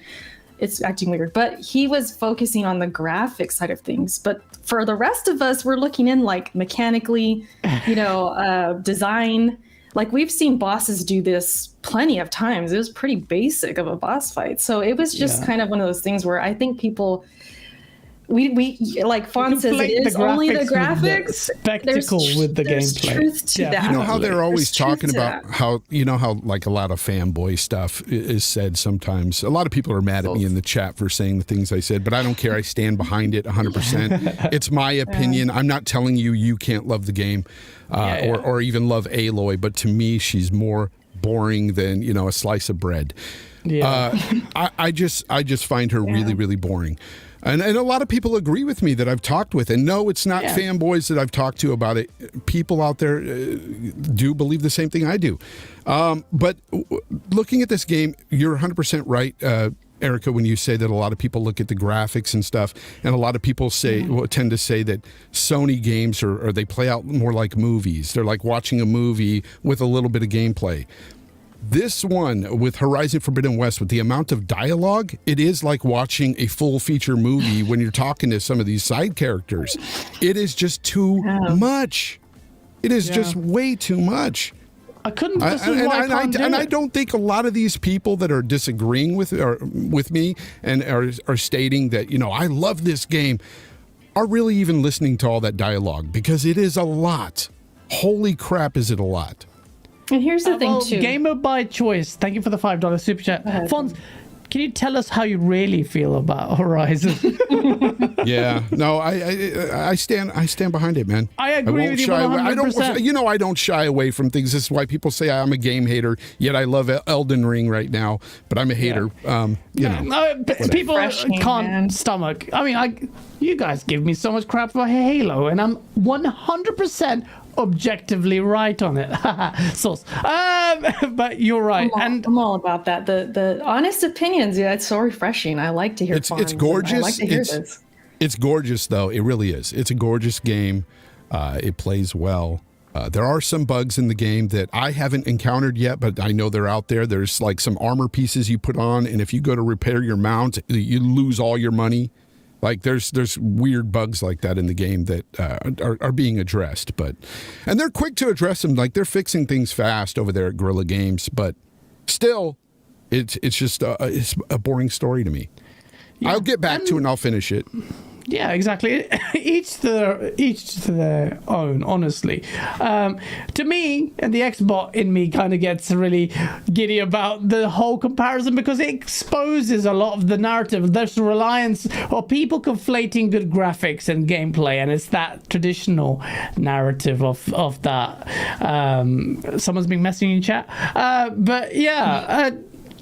Each their own. But I want to talk about this thing. This did the rounds, and we've gone past the limit. But let's just talk about it.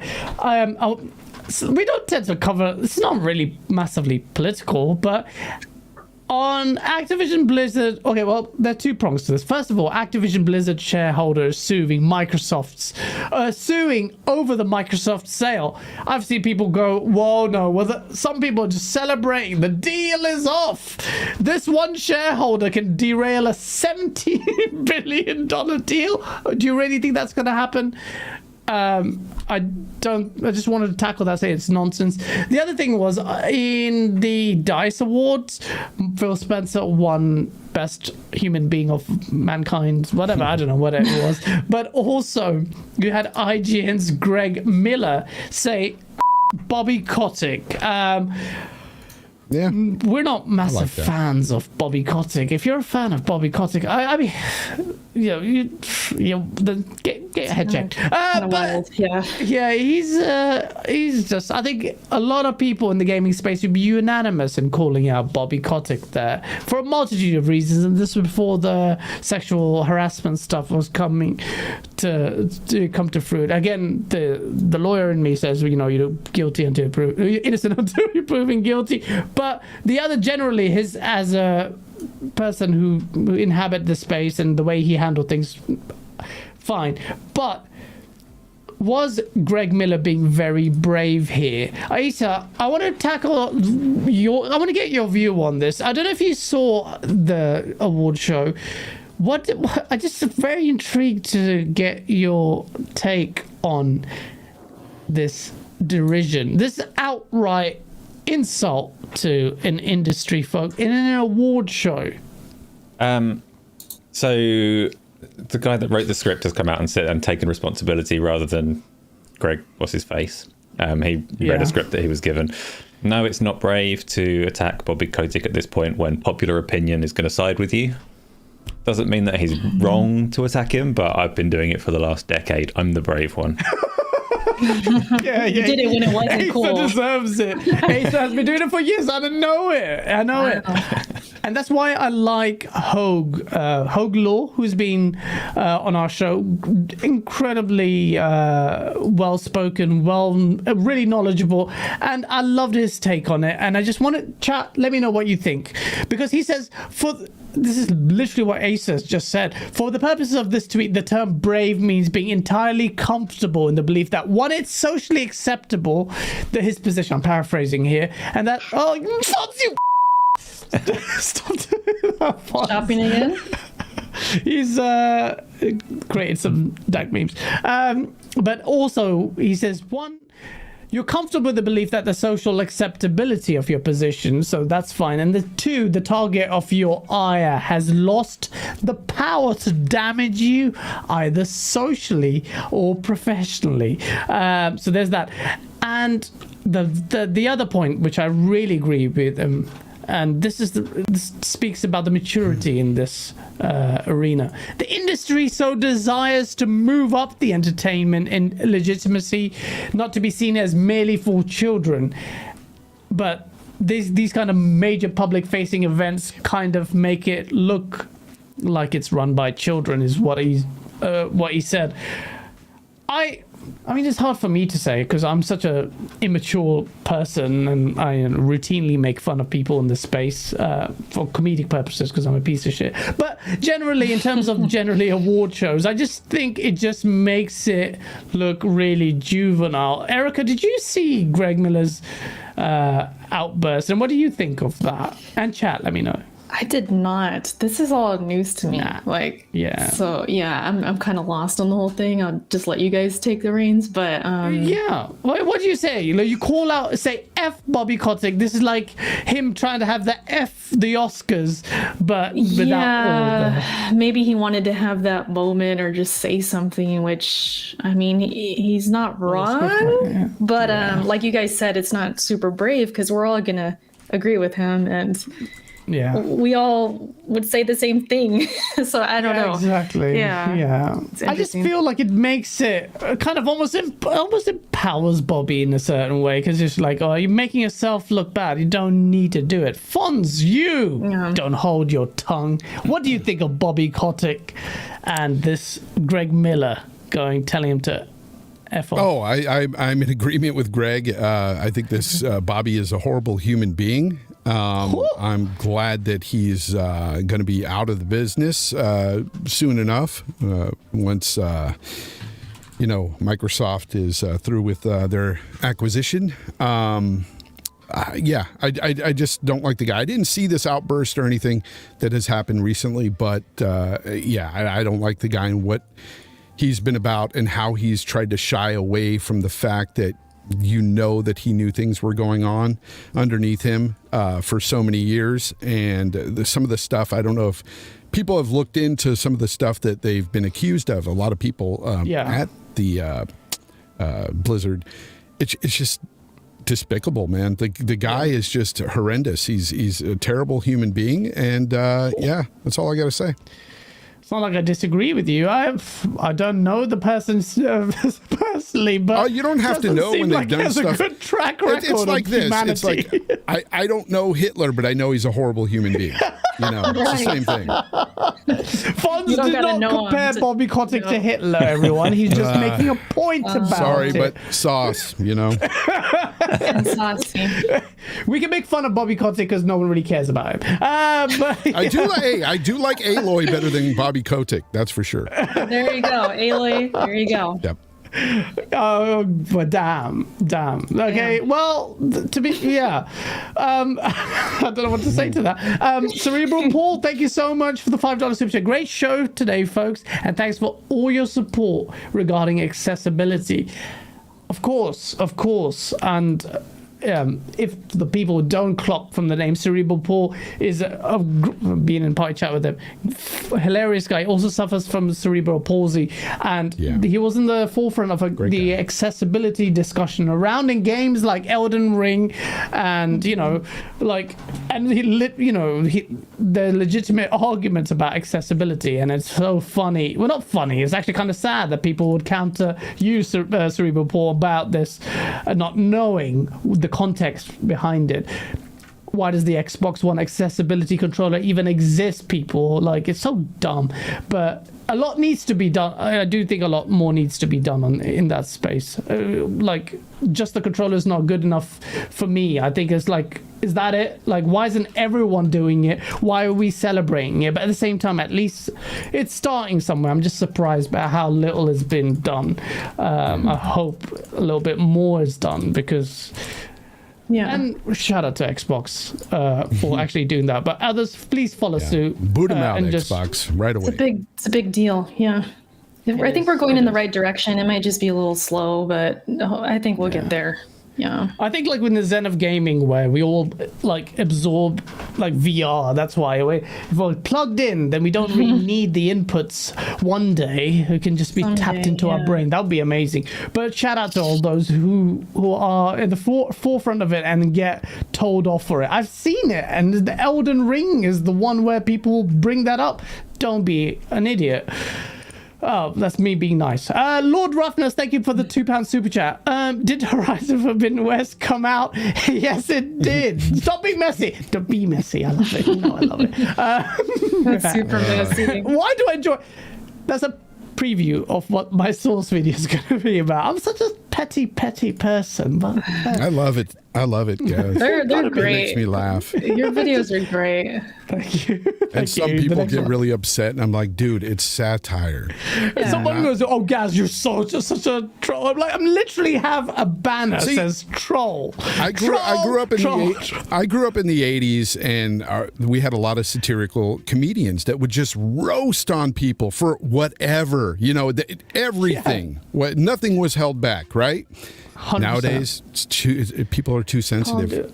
Way too sensitive. I don't care about that. I'm going to keep doing it. And the spirit is That's why I obviously the love people you, who Gaz. understand. I love why you I love too. you. Now that's brave. See, that's don't brave. We run a gaming aggregation platform. Ace and I, obviously, we are softies at heart, but at the same time, there comes a responsibility. Ace, back me up on this. We don't want to police discourse. There's always going to be a struggle. What's good? What's bad? What can you say? What isn't? You've got the woke movement. Is that we have to empower minorities. We're minorities all the time. I'm a minority, whatever. But there's always a balance, but we always have these conversations in earnest. We're not going to be dictated by a popular movement on it, but we will listen. You can berate us, you can tear us down and do an inquisition, and we will welcome any kind of discourse, but we do it with sincerity. Asa, don't you think? I don't know what you just said. That, ladies and gentlemen, sums up GameOnDaily. I was just gonna say, like, the rule of thumb, at least for me, is like, as long as it's gaming and respectful, I think you're fine. I think I disrespect a lot of personalities in the Source video, but in a funny way. In a funny way, you're not going comedy. at them in a personal way. No, like, I you know what I wouldn't. mean? It's Yeah, it's never gaming. harsh or vindictive. You could tell it's satire. Yeah, it's satire. You can totally tell. Yeah, no, exactly. I think and I what it won't is- take it too far. I think what it is, like, I don't want to get on a tangent, but I'll just say, like, sometimes people just take things or take themselves too seriously. Yeah. And I'm the opposite of that. I like to laugh at myself. I like to, you know what I mean? I wouldn't take it personally, but, and then even worse, when they connect themselves to that piece of plastic and you got these console wars going on and they treat it like you're talking about their family or something. And it's like, we're just having fun, it's just gaming. It's just fun. So keep doing your thing. I think you guys are doing a good job. Oh, thank you. And no, honestly, we make fun of ourselves more than anything. For people who actually perceive the layers in the Source, it's a bit of me taking the mick on myself. Hoggy Channy, thank you so much for the $10 super chat. To be fair, the stuff that happened in the gaming industry, though should be handled, is nothing in comparison to what Hollywood does. They're far worse. Perhaps that industry needs fixing. Hoggy with always the good takes, and I know personally for some people who have actually tried to make it in that space, ridiculously corrupt. And I like full on Weinstein level madness. It's really bad. So Hoggy's absolutely right. Doesn't make what Activision Blizzard and Bobby Kotick did any less worse. That's really bad. But hopefully we're taking a stance on it. Oh, look who's joined you. Rand out Thor 19 after siphoning all the viewers away by doing a Saturday show And again. he thinks $5 is going to be an excuse for him here, I'll give you an apology. $10 not to do next week's show on Saturday. But thank you so much for Rand for coming Rand's on. a good Because one. hi Gaz, Erica Fons, Asa Shocker. I'm quite enjoying Elden Ring. I'm glad. Nice. Your Xbox finally got some use after you've been playing Returnal and Sifu and everything else but Xbox games. Hey, I got something for Rand real quick. The man with the million. There you go. There you go. Shoot, Rand. you got that. You had that ready. Nice. He's always got that ready. Shout out to Rand. And yeah, I think we all are enjoying, and most of us are enjoying Elden Ring. Look, I know for those of you who have tuned in while they could have been playing Elden Ring, maybe you're playing it while you're listening to us. Thank you so much for joining us. I know what I'll be doing. I know what all of us will be doing after the show ends, but I want to say massive thank you to everyone for tuning in, and as well as Rand. Sorry, it came across me being really petty to you, but you are a piece. Thank you so much for tuning in, and I promise you a video that I'm working on. Don't know why it's taking me so long. Live stuff, it will come out. Asa, will your tech analysis come out next week? Maybe, but nobody will care anymore. It's like Cyberpunk. Everyone's moved on to Elden Ring, so... We'll do it anyway. We'll do it anyway. We need to get our content up on our website. Trust me, 24/7 anxiety about that. We will put that up in there. Thank you so much for joining. Before we go, we have to do the usual. Erica's for the win. I hope you had a good time on the show. Your cat wasn't that invasive today, which kind of made me miss it more. I hope. For one time. My camera was more invasive today. I don't know what was going on. It wasn't so bad. It's flickering, but it's fine. I think I fixed it. But anyways, no, of course. Yeah, it's always fun coming on here. The 2 hours flew by. I looked at the time maybe 20 minutes ago. I was like, dude, it's already 2:40 at my time. I'm like, damn. It flies. I always have fun here. But yeah, shout out to everybody watching live. I was watching or seeing some of the chat. You guys are awesome and supportive. And I always appreciate going into different communities and like going on their podcasts. And I get to see your guys' community and they're so supportive and with good reason, because you guys have a great show. And I just want to say, shout out to everybody watching, because you guys are why these shows happen. And so keep supporting these guys, keep hitting the like button, and I can't wait to be back. It'll be fun next time as well. Absolutely. And what's in store for your fans now that Elden Ring is out? What are you going to talk about? I know it's kind of crazy. I thought about that going into it. Like, once the game's here, like, what am I going to do? But I usually do my usuals. I do like boss fight videos. I'll do... I'll still keep covering the game, and like I said earlier, I'm going to try and do that video about comparing the frames and that'd be good. Dealing with that, and we'll see. But my channel revolves around Souls-like stuff, so I'm not out of business once Elden Ring's done. But it is my big highlight of my channel right now, so I'm going to see what I can do. So yeah, you guys can follow me. Erica's for the win on YouTube. Twitter. I stream on Twitch every week, so if you guys want to see me live and we could just shoot the S and talk, and yeah, I'm always there. So definitely. And Isla Drummond, thank you so much for linking Erica's stuff in the chat. You're lovely as always. And last but certainly not least, it's Matt who always brings the sauce. We need a sauce collab, but our one. What the hell is that background? That's you, Cass. Oh, geez. That looks so scary. I just look at it. It really is. It's terrifying. It's almost as terrifying as the catacombs in Elden Ring. Yeah, you know where to find me. I'm on Fonzarelli Gaming here on YouTube. I do some videos every now and then, but mostly I put out my show every Sunday now because I don't have all the time in the world to make videos. They're very involved, editing, all that stuff. Even though I'm putting more production into my show every Sunday, shout out to you, Asa, because I've looked up to you guys for a long time now and what you guys do here.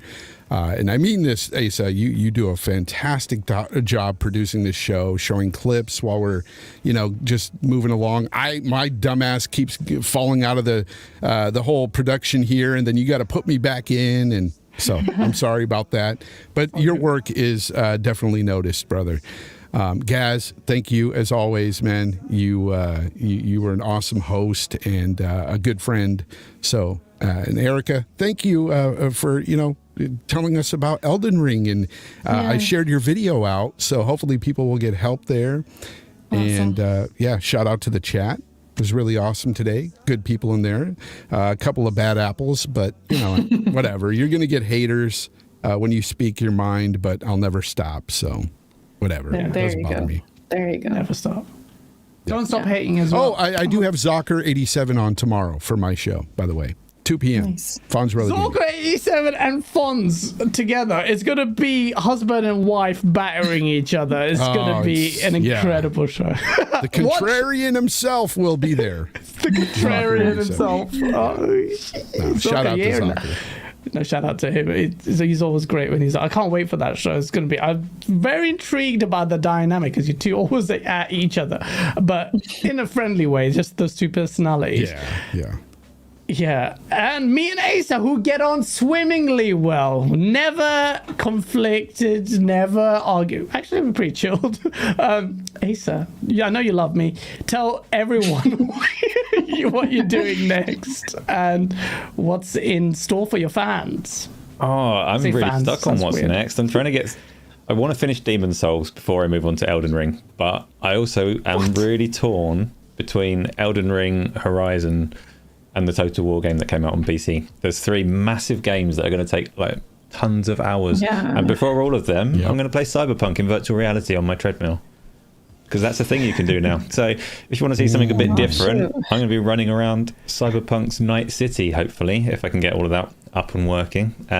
Besides that, yeah, it's been a great fun show. I knew it was going to be. We've got 2 of our regular guests that we always have great conversations with. So thank you both. Yeah. Thank you everybody in chat as always. And yes, Gaz, we mostly get along-ish. No, we do. It's great. We have we have to. We're properly invested in GameOnDaily, and it's fortunate that we do get along. Absolutely it does. It does. And if we don't get along, there are always hard drugs to help us pacify a relationship. And that, ladies and gentlemen, is a great note to end this show. Thank you so much for joining us. We have more content. I promise you we have more content. I will say we're approaching our 1-year anniversary to our source video. It's almost a year since we did our source video. And for that video, I'm going all out. I mentioned a few weeks ago something that was really ambitious. This is going to be the one. I've reserved it for the ambitious one. Asa might be in that video. It's going to be amazing. Nice. And we have a lot more content coming. Thank you so much. Please like subscribe. Someone said Gaz should be the final boss in Elden Ring. I shouldn't be, because you would never be able to complete the game because I'm a boss. See you next week. Please take care. Hit that like button.